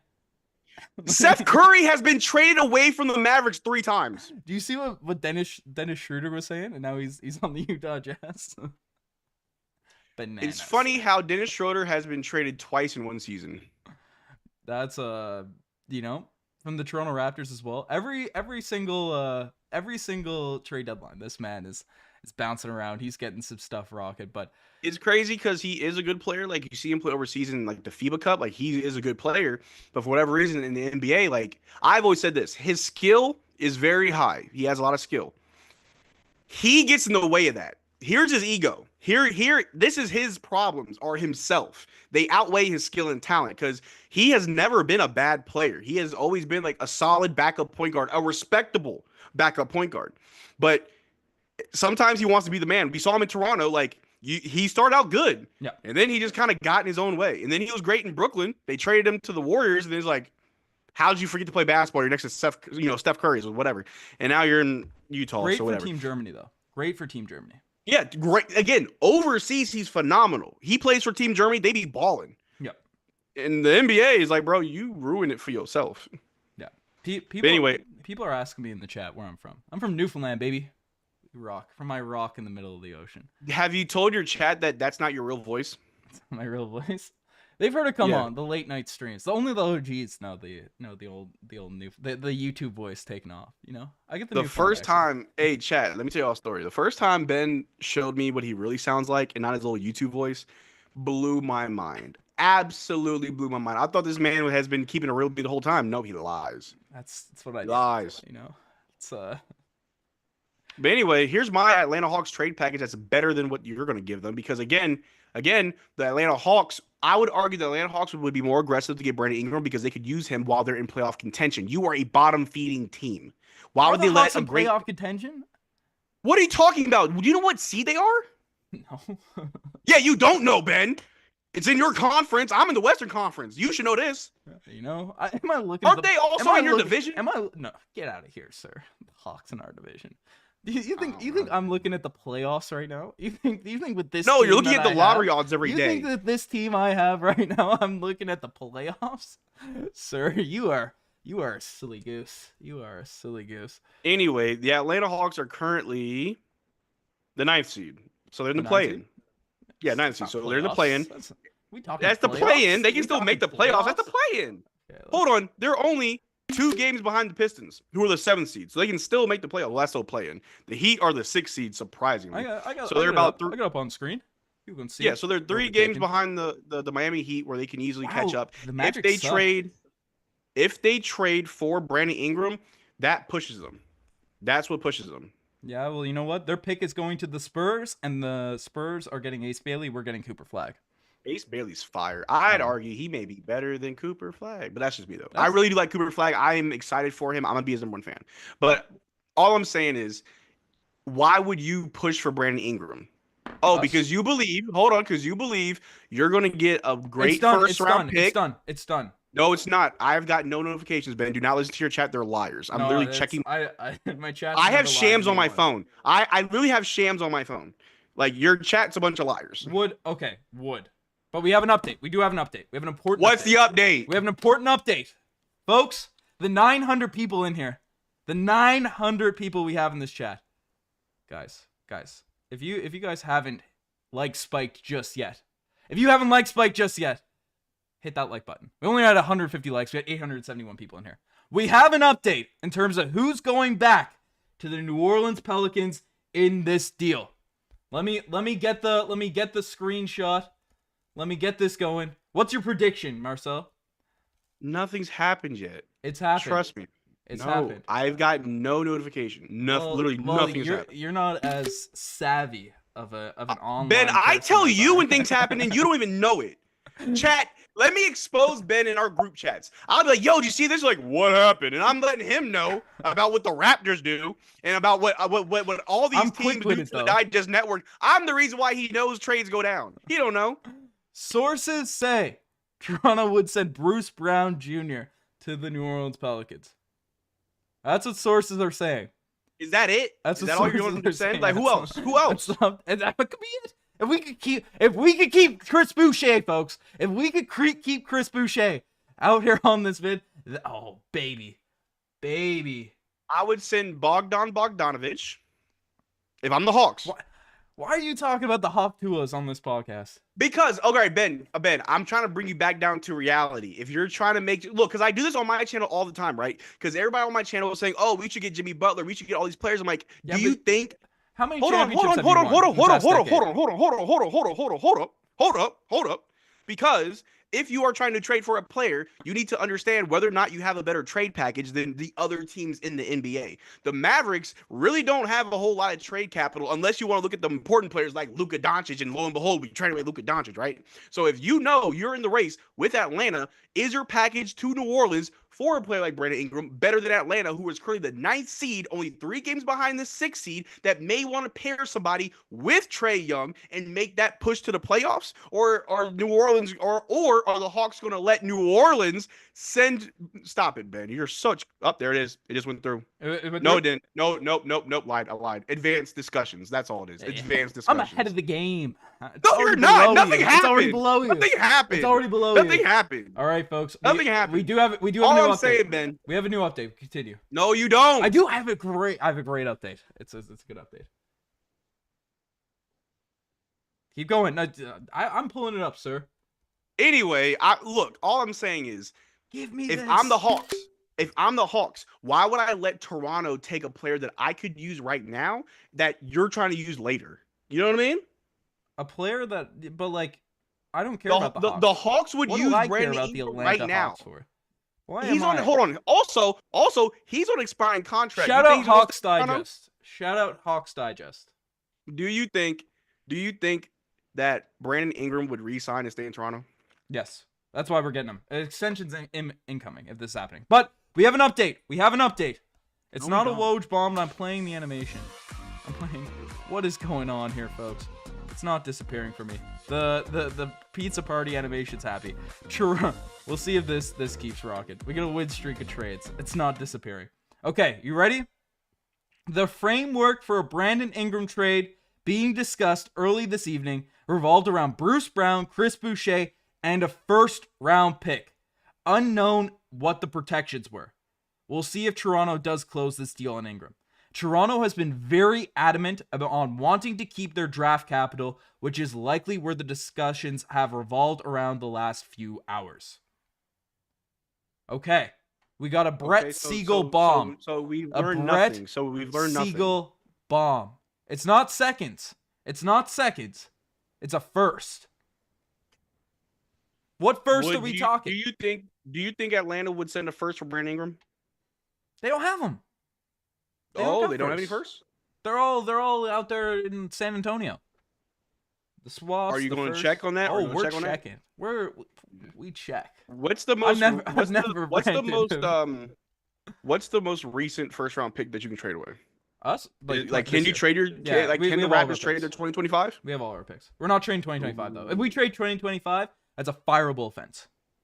Yeah, Masai is stupid for that. Yeah. You probably trade the 26, 27. I'd say it's Pacers 26. So these are I'm not talking about the Atlanta Hawk Tuas right now. I'm not doing that. I'm not a Hawks fan, Ben. I'm just trying to be devil's advocate I'm for taking you off Mavs Digest. I'm putting you on Hawks Digest. If you continue with this nonsense. I literally hate the state of Georgia. So going out here and hating on places, bro. Straight getting thrown the way of Georgia. I heard Georgia's nice. Isn't it a nice spot? What parts of Georgia have you been to? I've never been to Georgia. I've been to Florida.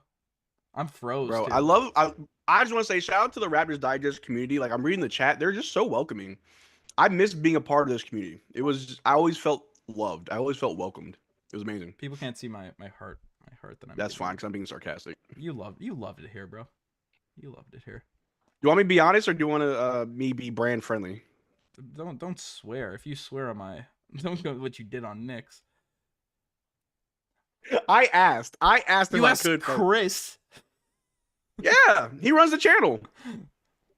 Who really runs the channel there, Marcel? Who really runs those channels? Hold on. You let Chris drink on stream. It's the happy hours, bro. I would never. It's who's sending out brand safe emails to sponsors here right now. But what are you yapping about? You disrespected really quick. I do miss some of the OG members from the Raptors Digest community. I do miss Paul Blunt came to my stream the other day and he donated. I miss Paul Blunt. Dr. Mister, that's the homie too. There's a lot of guys from back in the day. I miss y'all. I really do.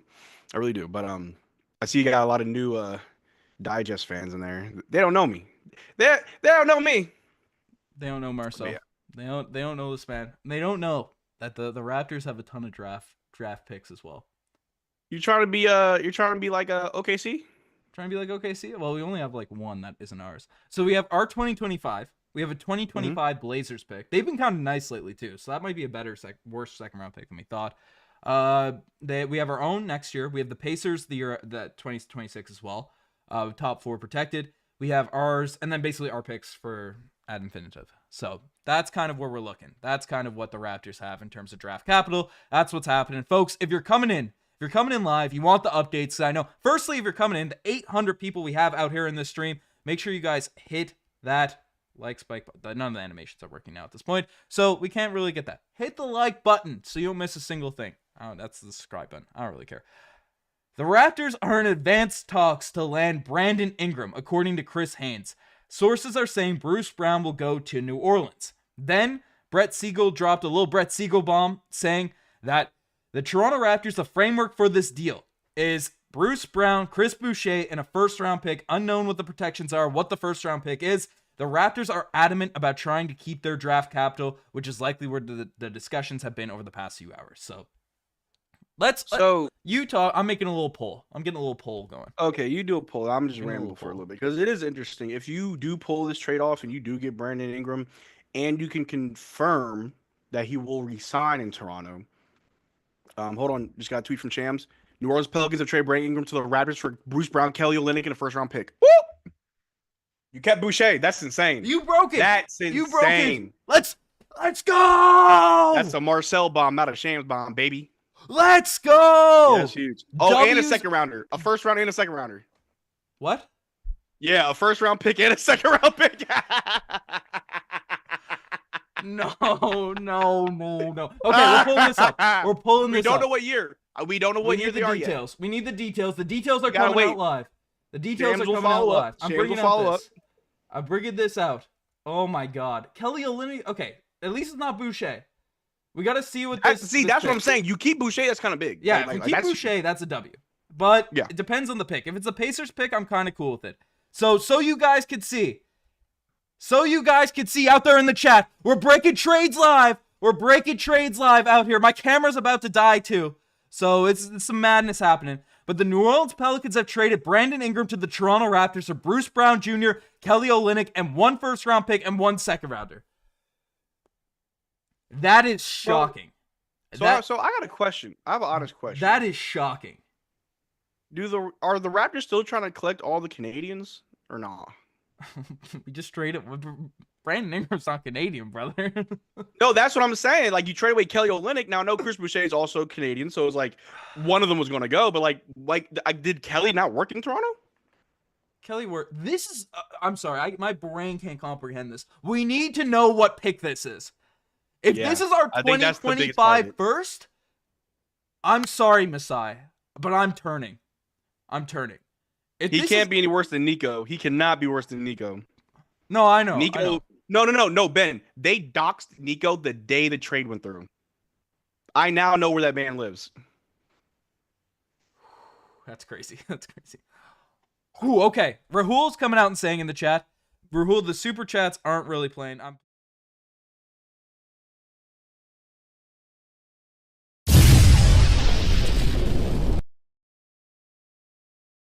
That's good insight. That's a good kind of take there. We'll see if that's happening. We'll see if the flag gets captured. Kelly Olynyk, last game.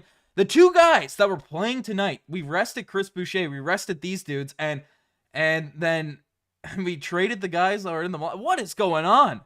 This better be. What's it called? The Pacers pick. This better be the Pacers pick. Do we get bird rights? That's a question. Matthew Coombs, super chat coming in. I'm gonna try. I can. We'll keep that rocket.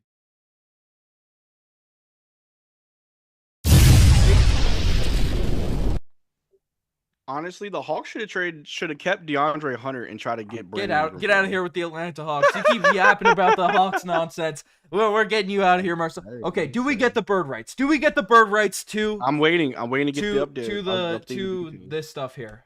To Brandon Ingram. I'd say so. He's going to be on the team. So we don't know yet. We'll have his bird rights. He'll be on the team. But the thing about Brandon Ingram, folks. Marcel, do you still have access to the Raptors show?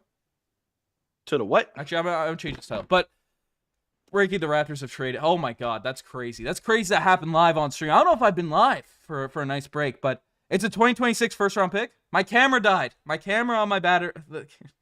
Don't worry, guys. I'm still here. They can hear me. They can hear me. But there's no. At least I don't know what the years are. The green Shams hasn't screen is tweeted out. gone. We're getting rid of the green screen. All right, goodbye the green screen. I don't know about you guys in the Raptors Digest community. I hate his green screen. I absolutely hate his green screen. I like his office look better. I hate the green screen. He wants me to get a green screen. I'm like, look at all this. This is dope. What? I got the Gundam poster jerseys. Yeah, Ben, you look more natural. My studio's downstairs. I recorded this up here. I didn't think a trade was going down. I didn't think this was happening. Oh, the trade deadline. A trade possibly couldn't happen. Yeah. I get scared in my basement late at night. What can I say? It's dark down there. Okay, that's way too much if he hasn't signed an extension. We need an extension for Brandon Ingram ASAP. If he leaves in free agency, we gave up a first and a second, Bruce Brown and Kelly Olynyk, then that is devastating. That is devastating for this team. That is genuinely a devastating situation for the Toronto Raptors if that's the case. Honestly, though, like I think I've been away from like Raptors land so long because like it doesn't move me. The Brandon Ingram stuff? What are I'm y'all pretty gonna do? happy about it. I'm pretty happy. I mean, about you this should. move. I'm pretty happy. The way about this move. team's been over the last few years, you should be happy. But I'm thinking like, now what? Well, like we're tank. So it's a Pacers pick. Where are people in the chat seeing Pacers pick? I'm not seeing that. Yeah, So that's whatever. You know, that's whatever's happening. Until I see it. It's a 2026 pick. Okay. Who told you that, Ben? Who Nick told Goss, you that? the COO of Digest Media. My boss? Yeah. You know, we keep stuff going. Okay, we'll get this up. We have confirmed what the pick is, folks. We're almost at 1,000. Guys, hit that like button. Hit that like button on this stream. Because we are breaking trades live. Breaking trades live out here on this stream, fellas. All right, someone in the chat said Jake Fisher is breaking it down. Yeah, I got it. I got it up here. We got a little fish bomb. We're getting a little fish bowl out here on the stream. A little swimmy. Okay, the Pelicans are getting back the 2026 Pacers pick from the Toronto Raptors, a part of the Ingram deal. Wow. Wow.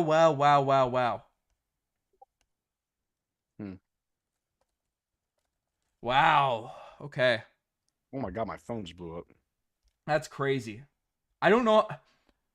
I mean, folks, I know some people are going to be frustrated about giving up a first-round pick, about giving up a pick that is, you know, for a rebuilding team, a team that's trying to capture a flag, a team that's trying to do all that stuff. Giving up a first is very, very risky. And I imagine with this deal, with this move, the Toronto Raptors have an extension in place for Brandon Ingram. If we don't, this is a serious gamble by Masai Ujiri. Well, remember the last free agent who came on an expiring contract. We won a chip. So maybe we will win the chip this season. That's and then he'll leave you. Or he'll just leave you. That's another route. Or he'll just leave you. We could be winning a chip this season. Or he could just leave you. That's another direction that this team could go. But it's official. Yeah. Do you have more details? My ESPN app just is a little bit slow to the news. Okay. So, for people that don't know, because we just had an influx of viewers, guys, hit that like button, subscribe. We're giving you up to the second coverage of all these deals. Okay? So, what's happening here right now?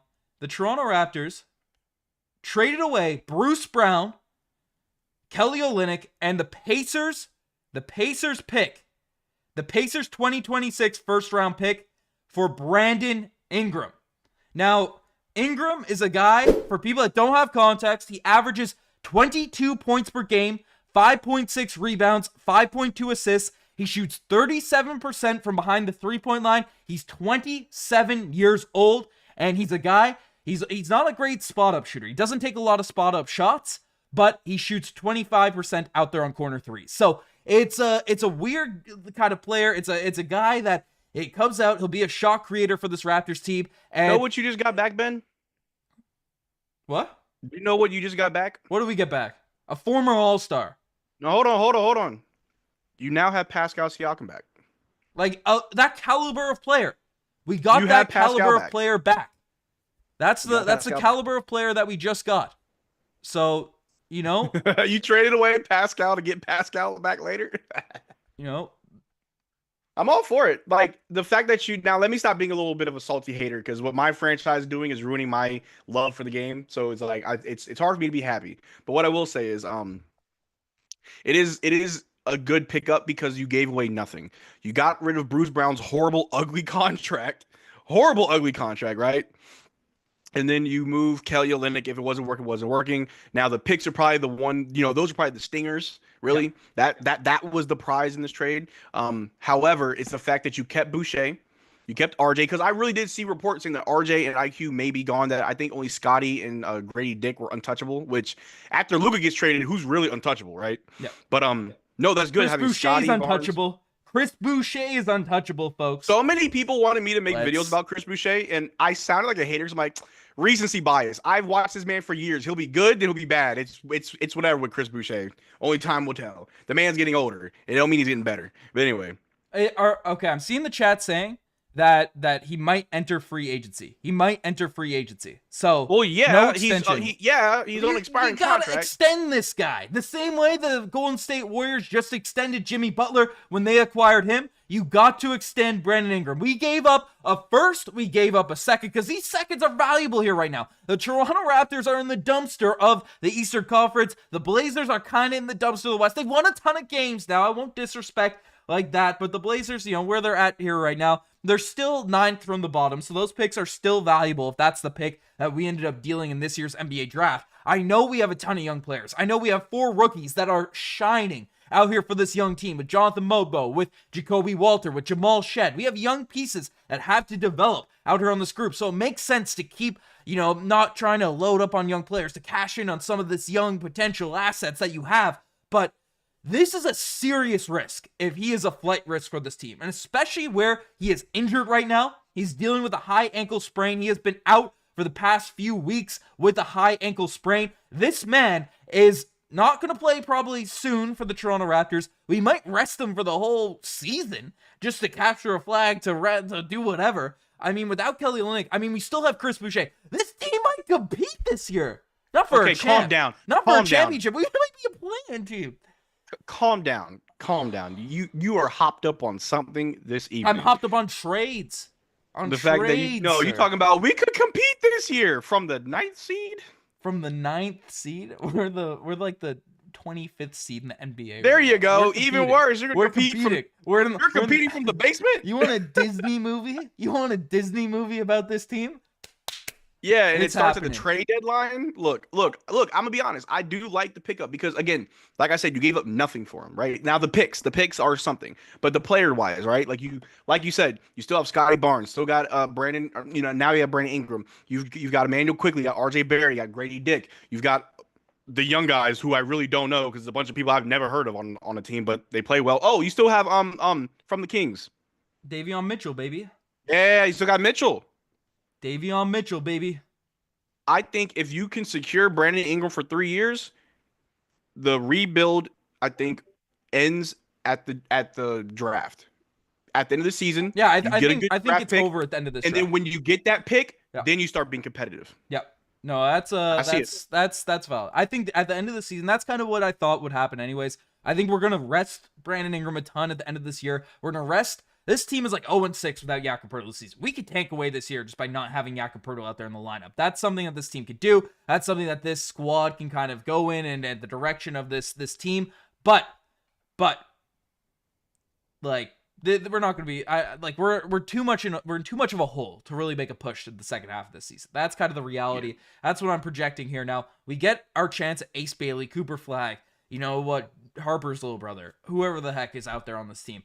Then bring in a nice young asset. Then we have a nice young core, super young guys. Jacoby Walter, Jamal Shead, Jonathan Mobo, Jamison Battle, whatever rookie we get this season. Obviously, Scottie Barnes is still a young guy. Gradey Dick. That's a young core to be paired alongside Jakob Poeltl, Brandon Ingram, RJ Barrett. Oh, I just realized you still have Yak. Yeah, we got Yak at the center spot. So it's very, very interesting. So this is a very good insight from Josh Lewenberg coming out here. And I'm seeing Nate putting it in the chat. I really, really like this kind of perspective too, because essentially, again, we were all pretty disappointed in the Pascal Siakam trade and stuff when it initially came out. But essentially, this is the deal as well.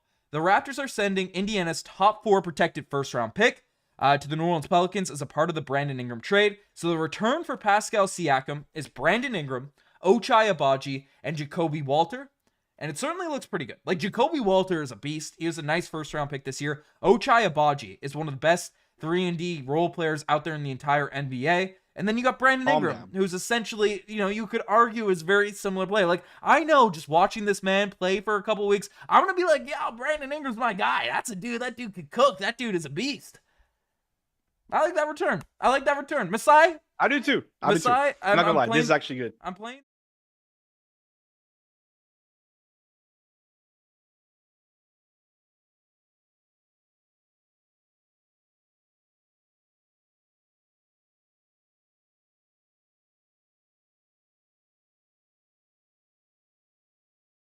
Yeah, we're back. People couldn't hear you there. I feel like this move kind of pushes you back to where someone cooked here. You once were. It can at least make it more competitive, right? Yeah. You know what I'm saying? Like I saw there was somebody the other day said something about why is Toronto winning all these games? Like what are they doing? Yeah, no, it's I think it was Jack. It's a trip. People are asking. I've tried to get the graphics going, but guys, someone cooked here. Someone's cooking here for the Toronto Raptors. And why are you showing drug references on my good Christian Raptors page? You know, it's the graphics are just going all over the place, guys. It is a state here now. This stream has gotten off the rails. We have 1,200 people out here in the chat. Folks, if you want to stay up to date with everything on the Toronto Raptors, hit the subscribe button, but hit the like button. This has been mad. Trades continue to happen here now at this point for the Toronto Raptors. How are we grading this trade? Here now at this point? I mean, I'm not trying to sound like a biased Raptors fan. For those that don't know, even though I am on Mavericks Digest, I am a Raptors fan. I've been a Raptors fan since I was a kid. I have the Raptors Digest logo tattooed on my calf, first of all, for those that don't know, right? So with that being said, I have to give it an A because of what it cost you to get him. Because other than the picks, the players, it cost you nothing. Yeah, the Pacers pick is what it is. We got a poll. We got 49% people saying B, 50% of people saying B out here at this point. And that's fine too, because I was thinking like a B plus A minus. Okay, yeah, we'll see how Brandon Ingram is. The risk is if we extend Brandon Ingram for a reasonable contract. If we extend Brandon Ingram for a very reasonable contract, it's A+. How much money do you have until you hit the first apron? Well, I don't know for next year, but we're about $10-11 million behind right now. So it's Well, let's take a look at this. Hold on. Let's cook up a little bit. Let's get some true. Because I want to imagine, like, do you go into the first apron to keep him? For next season, you kind of have to next season. Yeah. Not right now.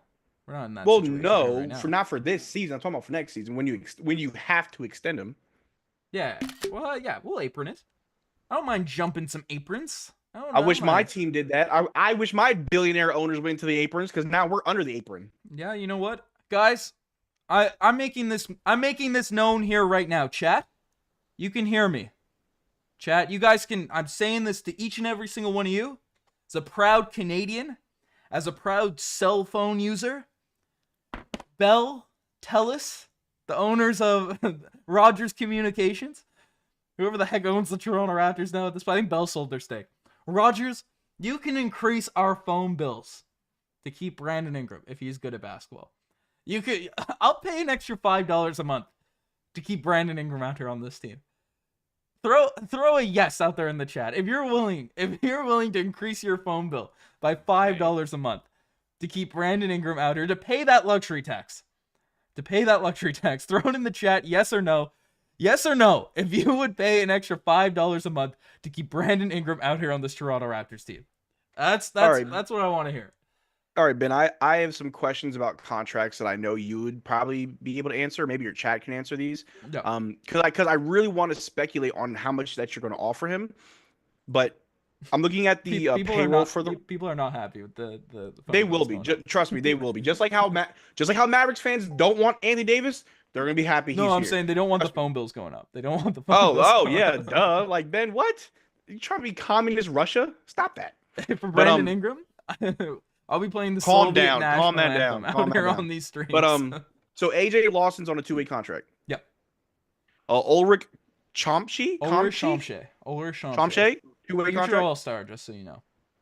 Anyway, and Jameson Battle, 2-way contract? Yep. Okay, so Orlando Robinson is expiring. Are you going to keep him?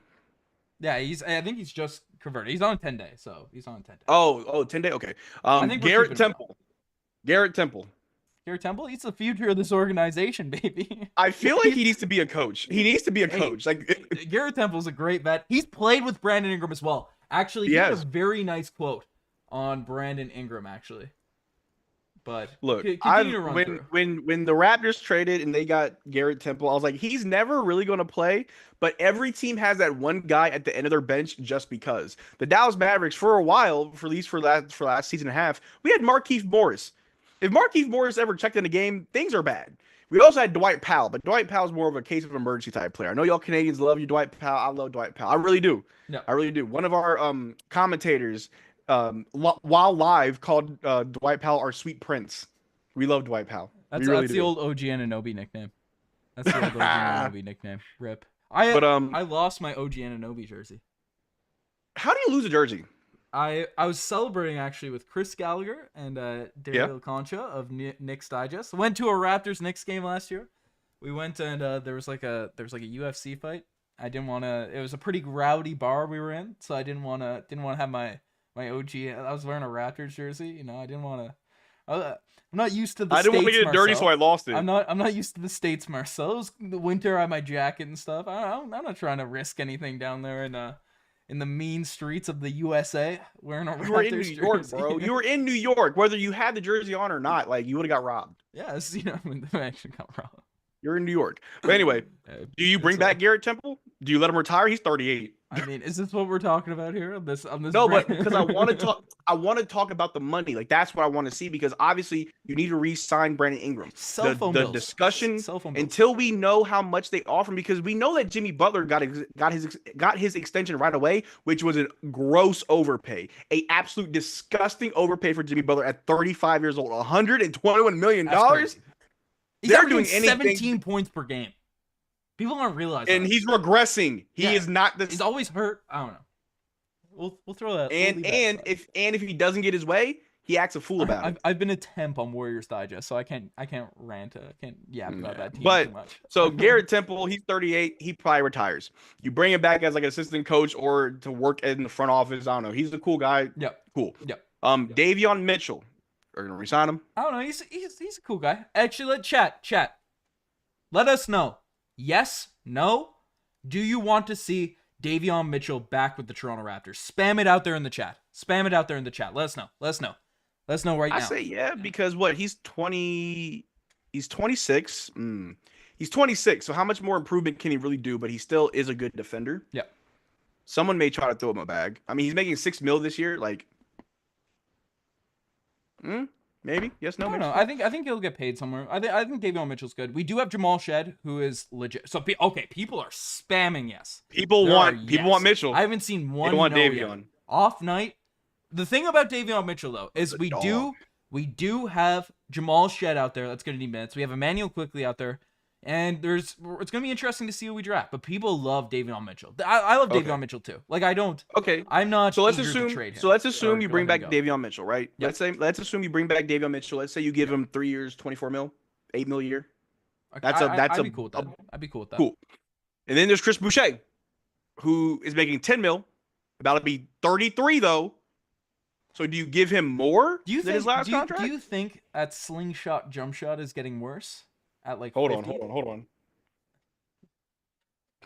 You know, it goes in. I don't care how it looks. Is gonna be eating threes till he is. I say keep the same contract. Give him 3 years, $30 million. People say Garrett Temple's our Haslam. Chris Boucher is our Udonis Haslam, folks.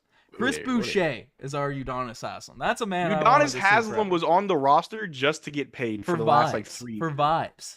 He was there to collect a check, like he was like he was clocking. I am shocked how many people love Davion Mitchell. Like I love him as a basketball player. So you bring back Davion Mitchell. Yeah. And then you said you want to bring back Orlando Robinson. Yeah, he's like 10 day. We're not talking. Oh, 10 day. I forgot. Sorry, 10 day. Whatever. So you bring back Davion Mitchell. So you bring back Davion Mitchell, Chris Boucher, and Brandon Ingram. Those are the only 3 contracts that you have to extend. That's not bad. That's pretty good. That's not bad. That's pretty good. I thought you had more, but nah. Like, we have a lot of money coming in for Scottie Barnes. We have a lot of money in for Immanuel Quickley. I know some people are frustrated with Immanuel Quickley's long-term deal because he's been so injured this year. But frankly, like, people don't realize. People look at this.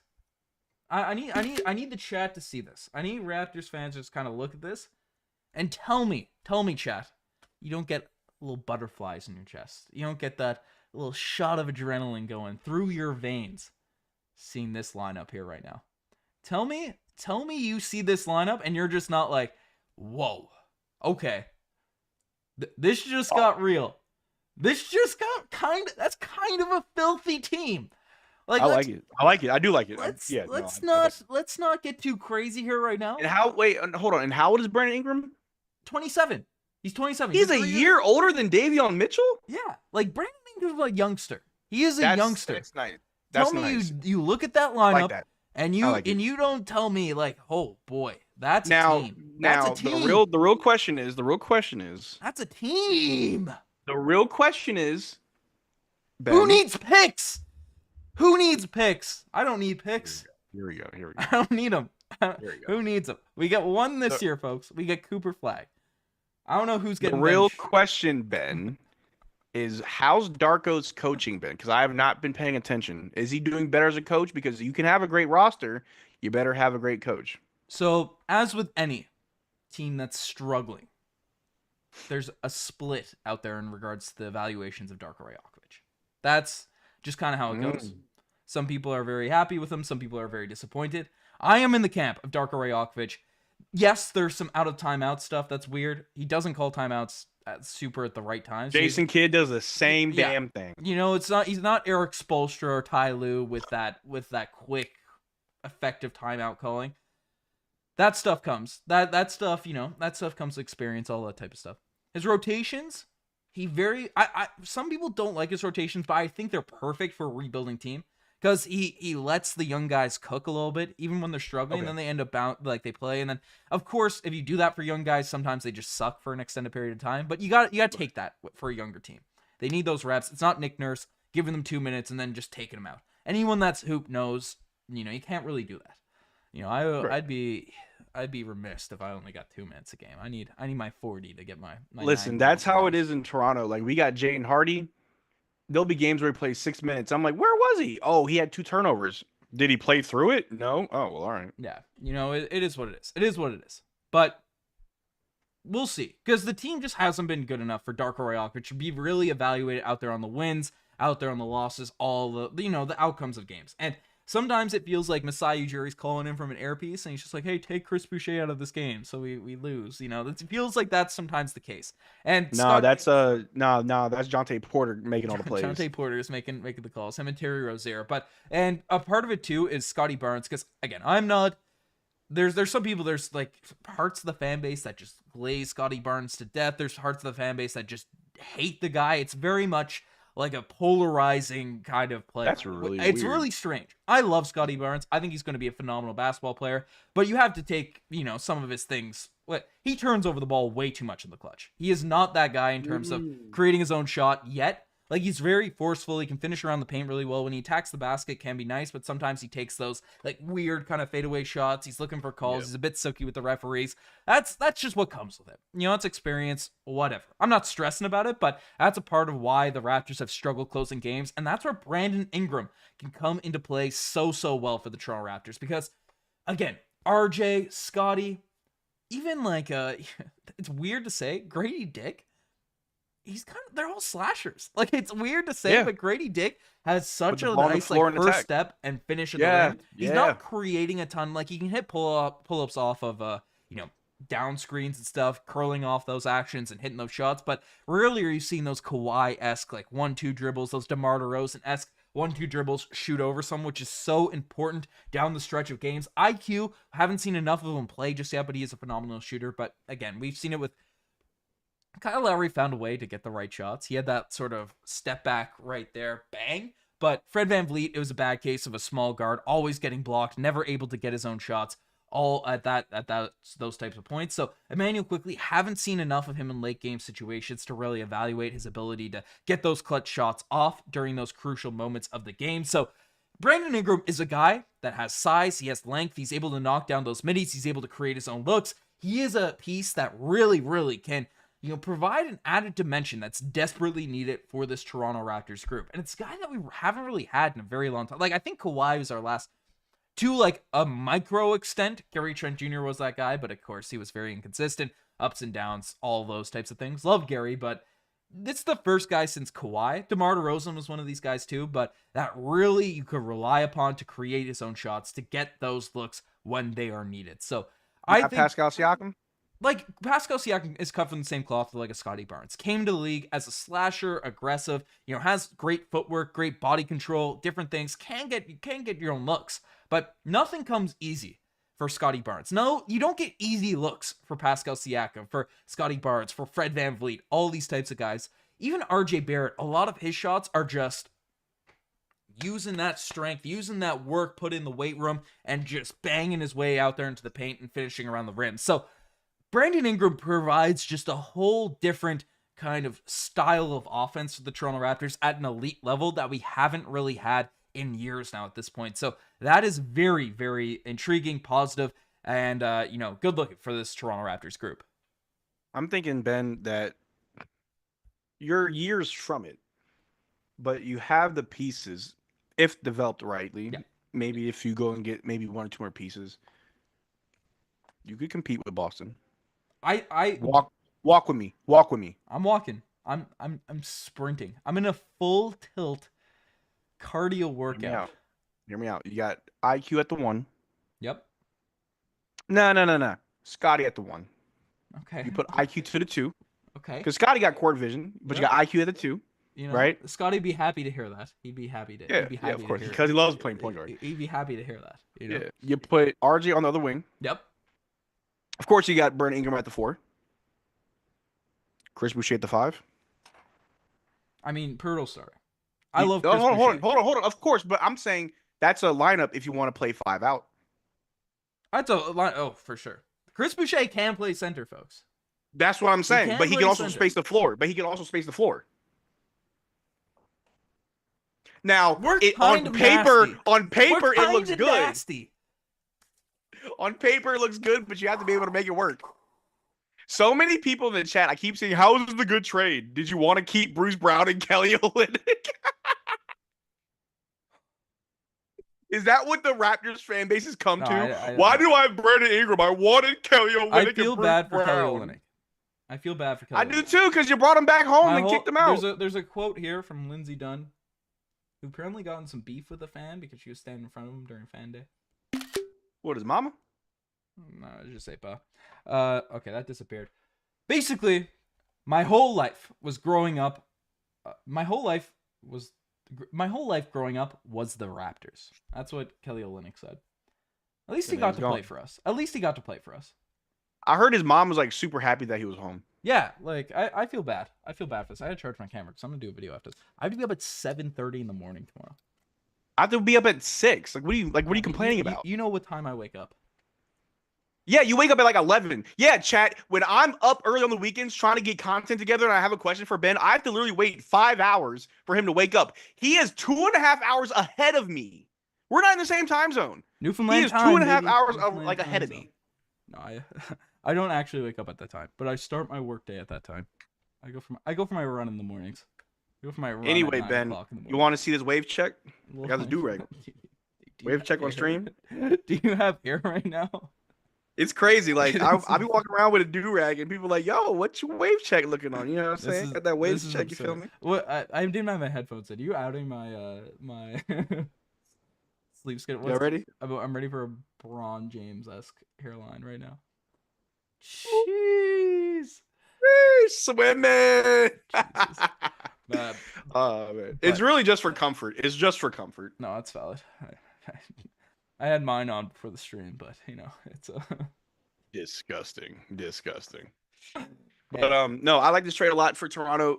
It realizing that Brandon Ingram is in that same time frame, right? Like it's good to keep the team at a close age. Development wise, I would say Brandon Ingram is your best player. Yeah. But it's not that far ahead of everybody else though, to where it's like Brandon Ingram carry us. You still got RJ. Scottie can be. Well, yeah. But people were even but remember, people were saying that RJ is better than Scottie. Chat, actually, yeah, that's what I'm kind of saying. Like Scottie can be, but there's certain nights where just Scottie he's there, he isn't. He's there, he isn't. Who's our best player right now? Scottie Barnes, Brandon Ingram, RJ Barrett. Let us know, chat. Or Jamal Shead. Someone just said they would have liked this trade better if Zion was in the mix. Jamal Shead could be the Shed heads unite out here on this. Zion would have gotten like 200 extra pounds heavier eating nothing but poutine. He's not Quebec. Il n'est pas à Québec. Poutine à Montréal. J'ai pas beaucoup de Mademoiselle. J'ai habité à Montréal pour 3 années. Baguette. Parlez-vous français? My French sounds as bad as yours. But I don't know. I'm feeling People saying people are saying RJ, Scottie. And RJ's still Shed, there. Scottie, RJ. I feel like Scottie could be hit or miss because I've seen great stuff from Scottie. Shout out to the homie who said it's Poeltl.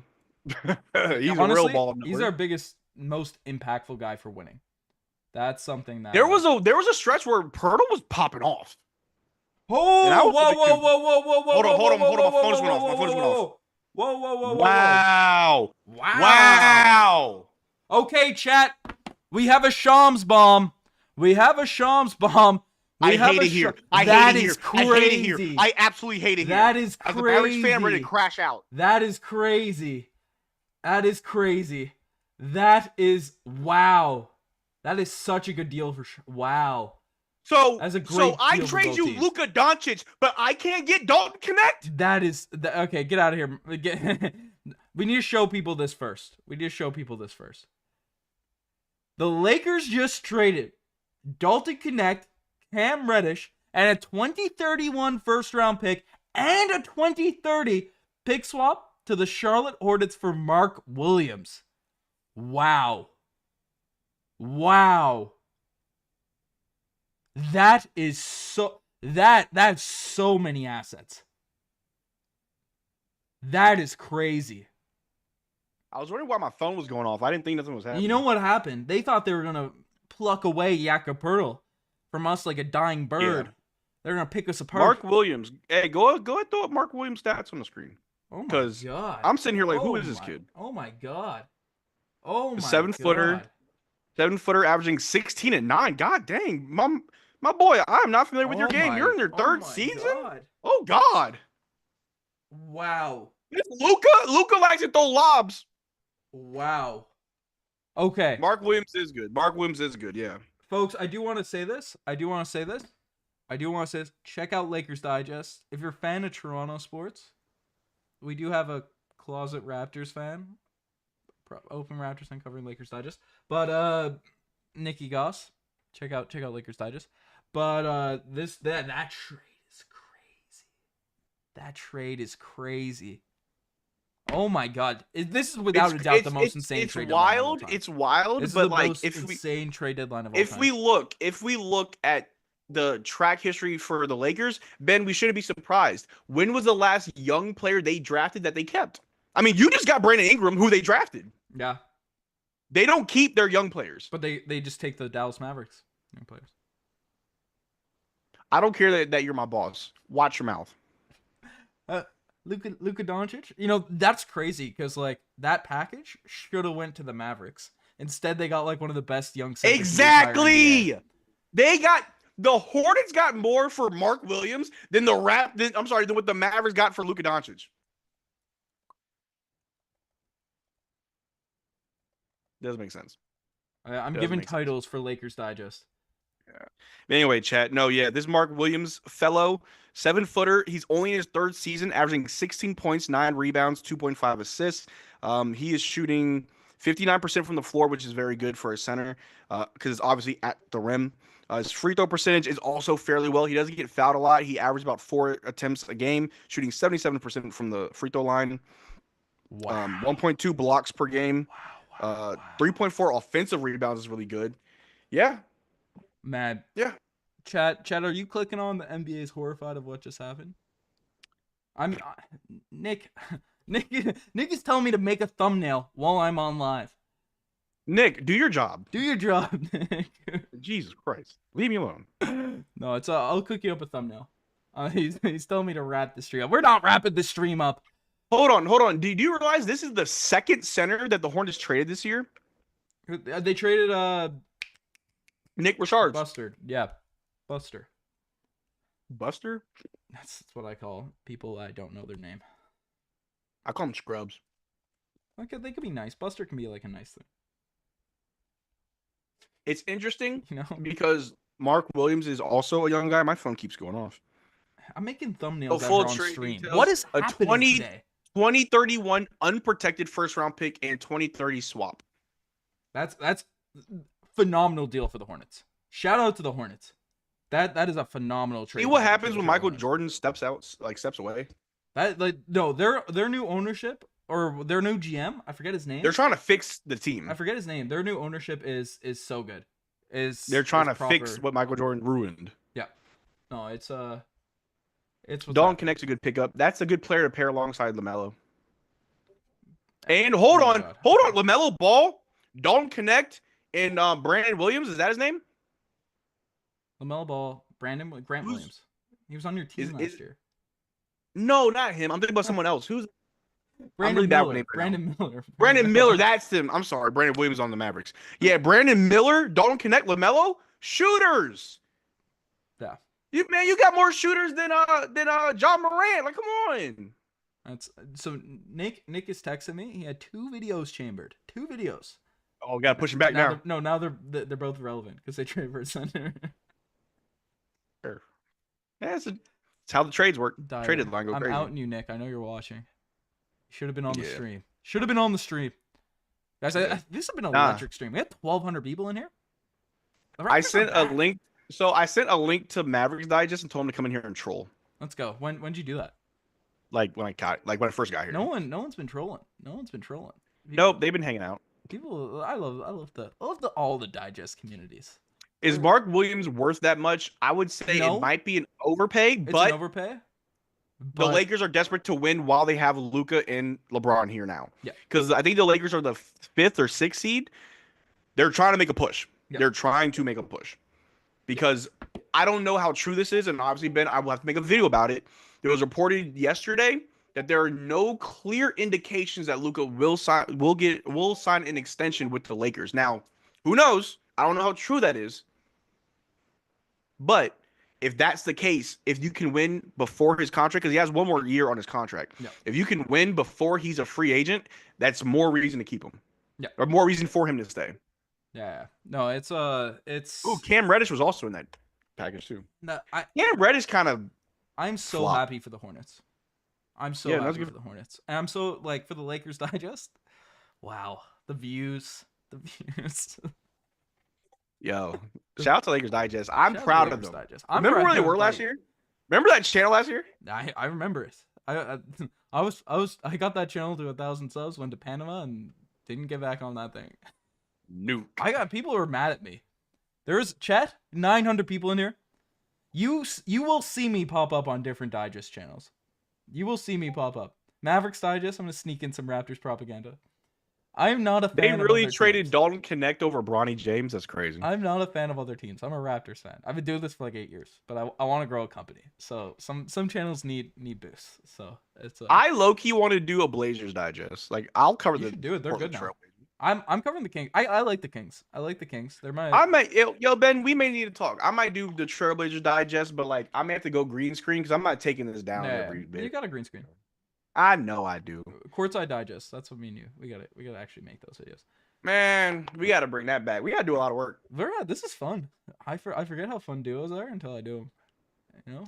Yo, chat, really quick. I'm about to take over chat real quick. Sound off in the chat if Ben should go live more. I've given Ben so much crap for not going live, and I think this is your 2nd live stream of the season.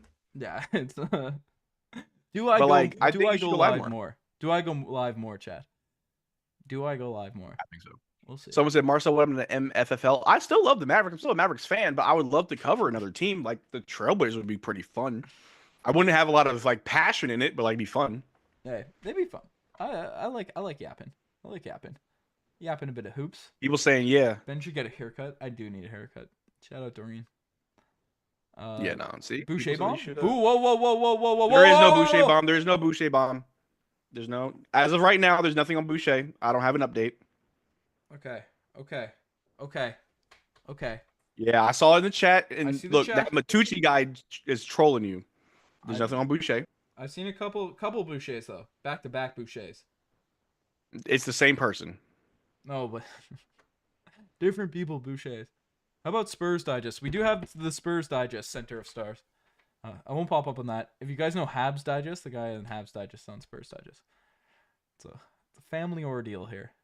Family ordeal. It's wrong. Okay, big cap. Big cap. They're saying big cap. See, I told you. Okay. Trust me, I have like 3 or 4 Twitter pages on notifications, so like I find stuff out right away. So if anybody wants to try and troll me, I'm like, I didn't hear it. The 3 phones, it's why did Lysol lie? Hey, can I Lysol? They're always gonna lie to you. So the Bro. Raptors Hey, are when do keeping I Bruce when, Brown? when do I get a company phone?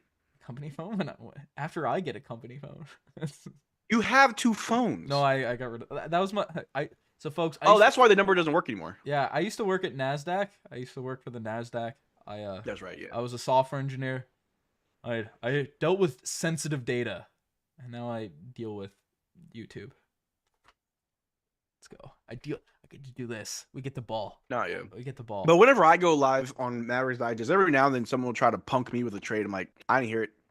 Yeah. I didn't hear it. I have too much trust in my fan base, and I refuse to become jaded. Well, when your best player gets traded away, it happens fast. Not in the fans. Yeah. Not in the fandom. Comment sections, what we got going. No, but dude, there's Mavericks. If for anybody that isn't up to date on the Mavericks world, they're giving away refunds for season ticket holders up to like $2,000. Someone that I know got his refunded for $6,000. That's crazy. That is crazy. Like people are like, this isn't like it. I would compare this to when DeMar got traded, but you got back Kawhi Leonard. And so it's like, okay, you can compete for a chip. It hurt, but you were winning games. The difference is it was in the middle of the season. Luka is beloved not only in Dallas, but also in Slovenia. Like, it was a huge thing for years. We never thought this would ever happen. There were no real issues. But, like, people are protesting. They want refunds. Like, our GM's, our GM got doxxed. I now know where this man lives, right? Like, people are coming up with... People are... No, hell no. But people are coming up with like conspiracy theories. Sell the team. Nah. But there's like conspiracy theories. People really think that the ownership did this so they can move us to Vegas just because they have property in Vegas. Is it plausible? I heard it was Montreal. The Montreal Mavericks. Le Montreal Maverick. You're gonna trade Anthony Davis or Chris Boucher now. Oh, Boucher. But nah. So it's like, I don't know. There's just so many. There's so many conspiracy theories, and like the fans is very, very upset. It's a weird time right now to be a Mavericks fan. But yeah, so it's just weird. When you see Luka Doncic get traded, you believe any trade can happen. No one's safe. Buddy, we got Brandon Ingram. We are our tanking team that got Brandon Ingram. We basically swapped. I really want to know how he feels for Brandon Ingram and Ochai Agbaji. Where's Ochai? Is an elite 3-and-D player on this Raptors team. Is he on the roster? I didn't see his name. Oh yeah, he's on this team. He's an elite 3. Oh, there he is. Yeah. Who? No, there was someone else that y'all got last year that's no longer here that I liked. I thought it was Ochai. Jordan Nwora? Nwora, yeah. He's a bucket getter. He's a chucker bucket getter. But someone keeps asking, Connor Paulencu? Hope I'm pronouncing your name correctly. Apologize if I'm not, but he's not even in the league anymore. Ben, I really want to know your stance on Boucher on the team. Do you see him having a Udonis Haslem type of role for the Raptors? I'd love that. Like I went on a rant earlier. Like I want to see Chris Boucher out here on this team for the future. That's what I want to see. I'm a big fan of that guy. The style of play, his effort, his energy, regardless if he's playing, if he's not, whatever the heck's going on, Chris Boucher is just the guy you want to root for. And I know some people like to come in like, objective basketball analysis. We got to think about this.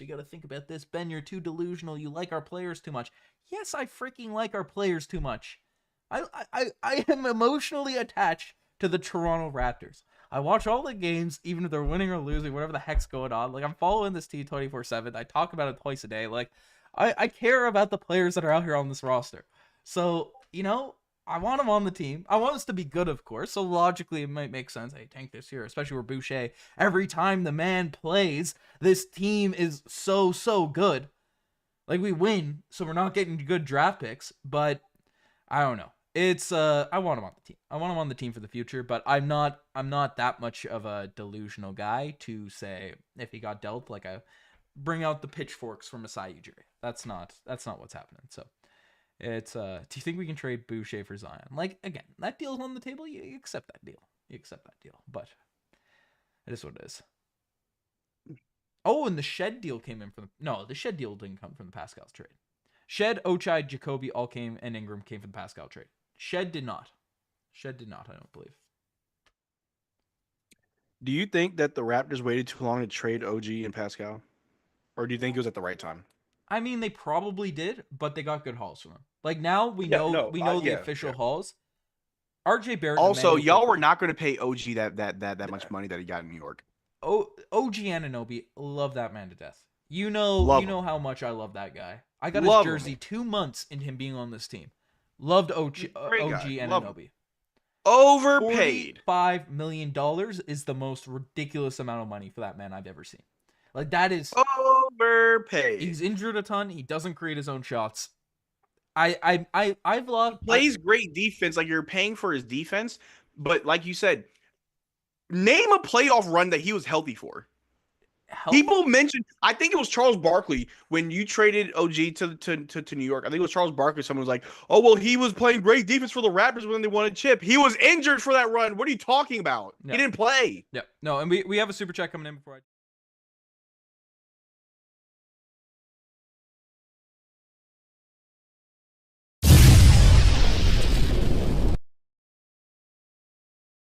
Chrissy's coming in and saying Ingram's a free agent at the end of next season. What's the point? The point is you get his bird rights. You're probably going to sign him. You're going to extend because Ingram's probably not coming in free agency, but you bring him in. You'd make that effort to bring him in. There's something in the works. You don't just do that. So, OG and Anunoby, just staying on that topic, on that point of discussion. Appreciate the super chat though, as always. But OG and Anunoby, a phenomenal defender, elite 3-and-D guy. And he's probably a really good locker room guy. Like he's probably a great teammate. Yeah. So he doesn't have to worry about any like crazy stuff going on. Funny dude. Love that guy.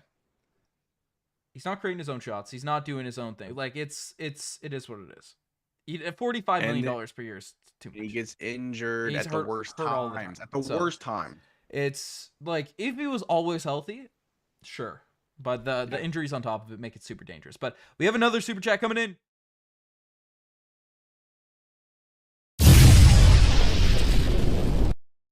Benjamin, great name on you, but your Hornets did a phenomenal trade for their organization and franchise.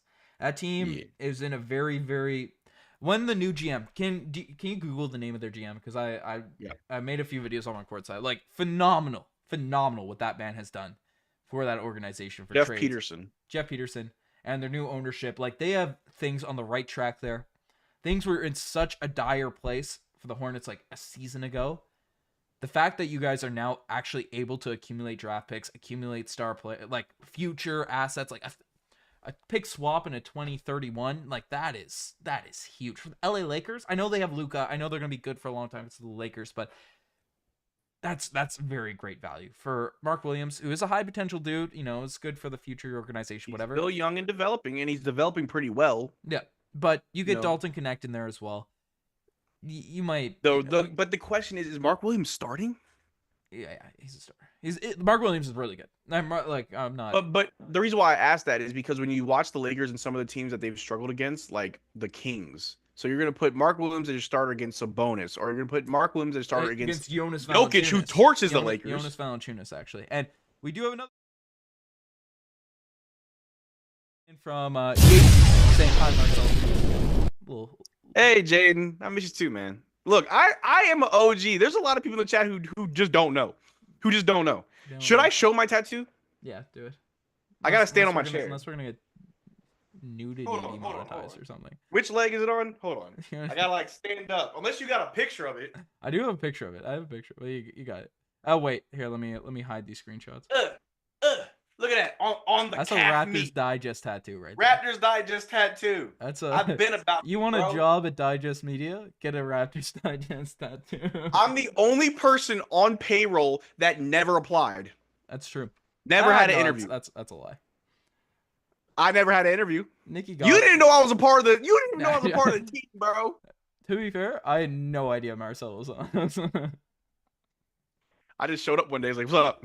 I'm a big fan. Watching our watch-alongs. I'm like, "Hey, Marcel's on there. Let's go." I just kind of came on here. Let's ride. We love that. And I love the fact that there's still people asking, "Where's Riker?" I respect it. Love Riker. 3 years later. Nick has asked me to do streams or do thumbnails. Can you not do that right now? No, I tried. I'm not finding the thumbnail generator at this point here. Nick's. Are you on? You need to get a PC because you're on your Mac right now, right? Yeah. Build a dang PC, bro. Stop being a weirdo. I have a behemoth of a laptop. It's still a laptop, bro. It's still a laptop. Get a PC. I'll ask your chat. Should Ben stay on his dinky little Mac laptop, or should he build a PC like a real man? Dinky little Mac. My PC runs circles around your laptop. We can go spec for spec. What's good? We could. Yeah. But we can go trade for trade at this year's trade deadline. Who made better trades? Who made better trades, Marcel? Who made better trades? I got Anthony Davis. Yeah, I got Brandon Ingram. What'd you give up? Not the same. What'd you give up? Stop it. What'd you give up, bro? Everything. Everything. You know. Everything. Dankster 10, dinky laptop all the way. It's They're all saying PC. They're telling you to build it. I'll build you a PC. I have selective vision. It doesn't have PC. You think I'm gonna be on Windows and I'm a Someone programmer? said this guy a programmer doesn't have a PC. Look at that. I'm a software engineer. Thank you. I'm a software engineer. What's the difference? What's the difference? It sounds cooler when you tell it. I'm a programmer. It's like software engineer. You still don't really. It still doesn't really work. CEO of a digital media company. Did the Nets make a trade? Someone just said something. Nets making trades? Something about Audrey Wilson? Audrey Wilson? Audrey Wilson? I don't even know who that is. Casual. I'm a casual? Yeah.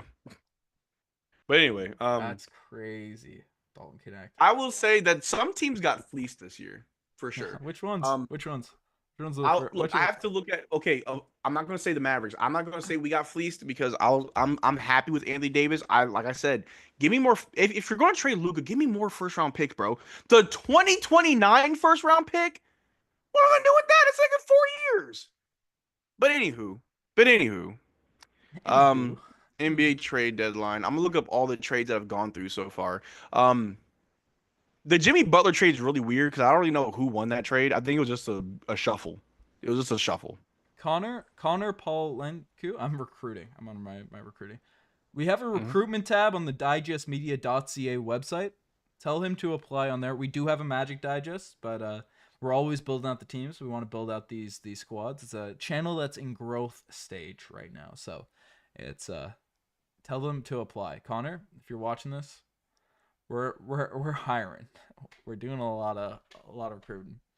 Mavericks Digest. If you apply, no, Mavericks Digest is a solo podcast. It's me and only me. However, if you do apply to the Digest Network and you get hired, you get to interact with me on the daily basis. I am one of the trainers. I'm one of the content coaches. You're a lead. I think.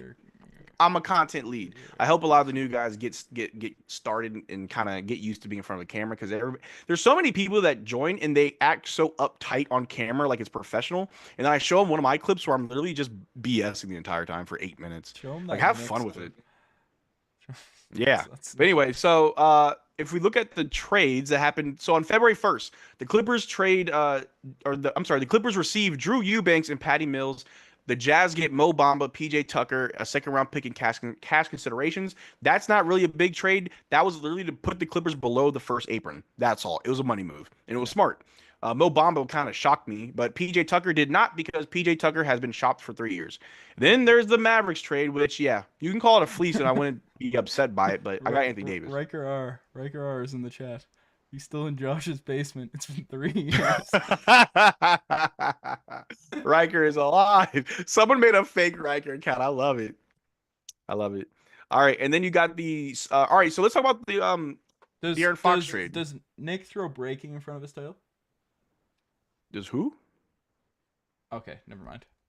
Getting title advice live. Anyway, I be giving amazing titles on my channel, but anywho, the Spurs trade, where the Spurs get De'Aaron Fox, Jordan McLaughlin. The Kings get Zach LaVine, Sidi Sissoko, a bunch of picks. They got 3 first-round picks and 3 second-round picks. That trade was sent. City says Sudoku or whatever. Yeah. Was just sent for Jonas Valanciunas. Yeah, he's got traded again. Yep. And it's weird because I'm looking at this kid like, who are you? But then the Bulls received Zach Collins, Kevin Huerter, Trey Jones. In that trade, I say the Kings come out on top because of all those picks. 3 first rounds and 3 second. 3 first, 3 seconds. Yeah, the Spurs get De'Aaron Fox to pair alongside Victor Wembanyama, but I got to see what they can do with that. Super chat though. Mark Williams, 2 picks. Luka, 1 pick. I know. It's dumb. And then also, we traded away Quentin Grimes and a 2nd-round pick for Caleb Martin. If you did just a 1-for-1, I'd be cool with it. But why did we have to give them a pick? And it's their own pick back. We gave them their own 2nd-round pick that's going to be like a late first, early second, really. Like it's essentially a late, like probably the first pick of the 2nd round. So I hate the Mavericks. Then the OKC trade that happened today, Daniel Tice and a 2nd-round pick for cash considerations. Yeah, the Thunder stole Daniel Tice from the Pelicans. They stole Daniel Tice and they got paid to do it. Yeah, I got paid to take another center because the one thing that they need it. Well, the one thing that the Thunder lack is size. Yeah, and now they have more size. So, yeah. And then the Kings. So this was weird. The Wizards got Sidi Kosoko and 2 future 2nd-round picks for Jonas. That's it. There have to have been better packages out there for Jonas. Jonas is on a phenomenal contract too. The Kings desperately need. Kings fleeced. They fleeced. So I'm outing because I know people get mad when they see me pop up on other channels. I like the Kings as a child. Like the Raptors, my #1 team my entire life. But what made you a Kings fan as a kid? So my what's it called? My player for like 3 straight years got drafted the Kings. So I just cooking with Boogie Cousins, and I just got used to their team. So I'd be like playing with them in 5v5. So like Travis Outlaw used to hit game winners against my buddies. So I like the Kings. They were like my 2nd favorite team growing up. Like Steve Nash and the Suns when I was a child, and then the Kings were kind of like my 2nd team throughout like junior high and like high school and stuff. So I had a little opening, a little opportunity to yap about the Kings a little bit. So I'd be talking on Kings Digest there to yap and get some stuff going. I mean, I've never been in Canada, but I grew up a Raptors fan. Yeah. No, so I'm out to there's Vince Carter highlights. That's why Vince Carter highlights, and I like the OG Raptor jerseys with the dinosaur on it. Like the old dinos. As a kid, you see that you're like, ooh, dinosaurs. Yeah. Well, my like when I was a child, like a proper youngster, like Steve Nash. Steve Nash, Phoenix Suns. We rock out with Steve Nash, but the Raptors were always on. The Raptors are always on TV. I'd be like, the Suns are my favorite team because Steve Nash, because that guy's my god, but. I watch the Raptors. I know the players in the Raptors. The first basketball player that I fell in love with was Kobe. Like even before I was a Raptors fan, I love Kobe, but I was a young kid. Yep. So like the only Laker I could name was Kobe Bryant. But I never cared for the Lakers. No. Never cared for the Lakers. Kobe always. But then funny enough, I did become a Mavs fan before Luka. Yeah, I became a Mavs fan before I moved to Dallas actually. Obviously, Dirk, as a kid, you see him and he's just phenomenal. Yep. But the moment I became a Dirk fan was watching him win a championship because that was absolutely insane. At that moment, I'm like, you got to root for that. You got to root for that. Unfortunately, after that chip, they sucked. Yeah. They went the Toronto Raptors route for a long time. Hey, win a chip and become obsolete. That's how it goes. That's how it goes. But we'll be back. We'll be back, but. Yeah, no, I think in 2 years they'll be competing again. Especially when you look at some of the top teams now, they're kind of like on the cusp of falling off. Celtics are gonna fall off. Like, I mean, the Bucks. How long is Giannis going to be great? I mean, you see the Sixers are falling off hard now. They got Kuzma. That's another trade that I think was just stupid. You traded mid for mid. No one got better. Yeah, interesting take. Super chat. The super chat animation, will that work? Probably not. Let's see if this works. Oh, this is why you need a PC, bro. Benjamin Al saying it's kind of random. Do you think the Hornets can trade for Zion? I think it'd be tough. I think it's a big contract. You guys, I don't know your salary situation here right now, but Grant Williams a big contract. I think the Pelicans are gonna try to probably keep him for a bit. We'll see. I mean, the Pelicans, they just dealt away Brandon Ingram. He's a Raptor. How random is that? How random is Brandon Ingram on the Toronto Raptors? And for all the people for all the people that be yapping in the comment section, because everyone knows the Digest Media way. We cover everything. We keep you up to date on all the latest news, all the latest reports, all the latest rumors, all the latest banter. People saying, these reports never come true. They never come true. The Jakob Poeltl stuff we yapped about for like a year ended up happening. That was bound to happen. That was bound to happen. Well, like, because the reports were saying it. And then the Brandon Ingram stuff. I made videos on this last year. Brandon Ingram, the Raptors subtly interested. Brandon Ingram, Masai Ujiri loves him, all that type of stuff. It happened. Like, again, not everything. It's rumors, and we don't come out and say it's like. I mean, when are y'all getting Giannis on the go? But I don't know. When are y'all getting Giannis? Well, I didn't say we hit everything. I mean, first of all, the real question is, what happened to Alex? Alex Antetokounmpo? He's a Maverick. You should know this. No, he's not. It's he was. He was. Yeah, was. The second rounder in the trade. Okay. Actually, this is a good update. The second round of the Raptors traded is 2031. So let me get this up. That's phenomenal because we have 2 good seconds for the next little while. To be determined. Yeah. Bring that up just so people have evidence, because I don't want to pretend to be making stuff up. Goodness gracious. These things never save. My notes app's about to pop up. Hate to see that. All right. Final update before I make a video. The second round of the Toronto Raptors is a 2031 second. Okay. So that's just evidence. The Toronto Raptors, if they extend Brandon Ingram, they made a phenomenal trade. They made a phenomenal deal. I'm happy with this. If they can extend Brandon Ingram, this is great for the future of this organization. I'm feeling good. Marcel, do you have any last words on this Raptors Digest stream? So I have to be up in 4 hours. I have to make another video to react to this. I don't know. I mean, I've already said my piece. I think the Raptors won that trade. I think in the next 2 years, they will be back to being like a proper playoff team. Not sure how deep, because we have to see what the rest of the Eastern Conference looks like. But I don't. What other young teams coming up in the East though?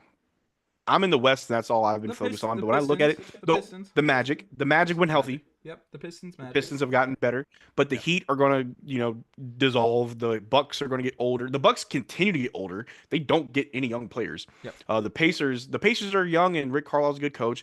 The Knicks are in their window now. Yep, they're in their window. Same as the Cavaliers. So I think in the next 2 years, the top teams will continue to be the Cavs, Celtics, Knicks. However, the Raptors could be a 4th or 5th best team in the East in the next 2 years. But it's also up to your coach to be a good coach. Of course. We got to develop these guys right. We got to continue to make moves that make sense of this Raptors team. We have open roster spots now, so things are in a good spot. But folks, I appreciate every single one of you that's tuned into the stream. It's late here now, 2:20 in the morning. My sleep schedule's been messed up since that Luka Doncic trade. Shout out to Marcel for dropping in, popping by out here on a little Raptors Digest stream. We'll get a few more streams going. We'll get that motivated. People are calling for this. If you're a part of the 743 people in here and you haven't hit the subscribe button just yet, hit that sub button. We're trying to send this channel to the moon. Hit that sub button. Streaming, we're getting back in the rhythm. I felt a lot more comfortable in this stream with the tech and stuff than I did the last one. Felt like a boomer. Ben, boomer. Can you promise your chat at least one stream a month? Oh yeah, I can do that. I want you to say that. I promise, chat. Spam you me promise in the comment section. You promise what? I promise one stream a month. At least. There we go. At least. At minimum. No, we'll get some more. The Digest guys are all going to be mad that you got in on the stream and no one else did. I got privilege, bro. You get the OG privilege, It's a vibe, but appreciate every single one of you. Again, hit that sub button. It means the world to us. Helps us out a ton. More than we thought. Subs help. Anyways, you guys are the best. Let me see if this outro button works. Do you have any last words, Marcel, for this Brandon Ingram trade for the Raptors Digest fans? Not just to Raptors Digest fans, but to all basketball fans. Buckle up, because tomorrow it's going down. going crazy. The last day, things always pop off on the last day. Crazy. The Raptors are not done. The Mavericks have one roster spot left. Something's going to happen. Mavericks trading Kyrie Irving and Anthony Davis to the Raptors. And I give my letter of resignation to Ben. I'm done. I don't want to be here no more. Take me out now. You know, you'll be on Hornets Digest. We get on it. All right. Cheers. Raptors Digest, percussion ignites. From the north, we bring the might. Drawing day, full of pride. Tune in now, join the ride. Subscribe to the Raptors Digest. It's good for you.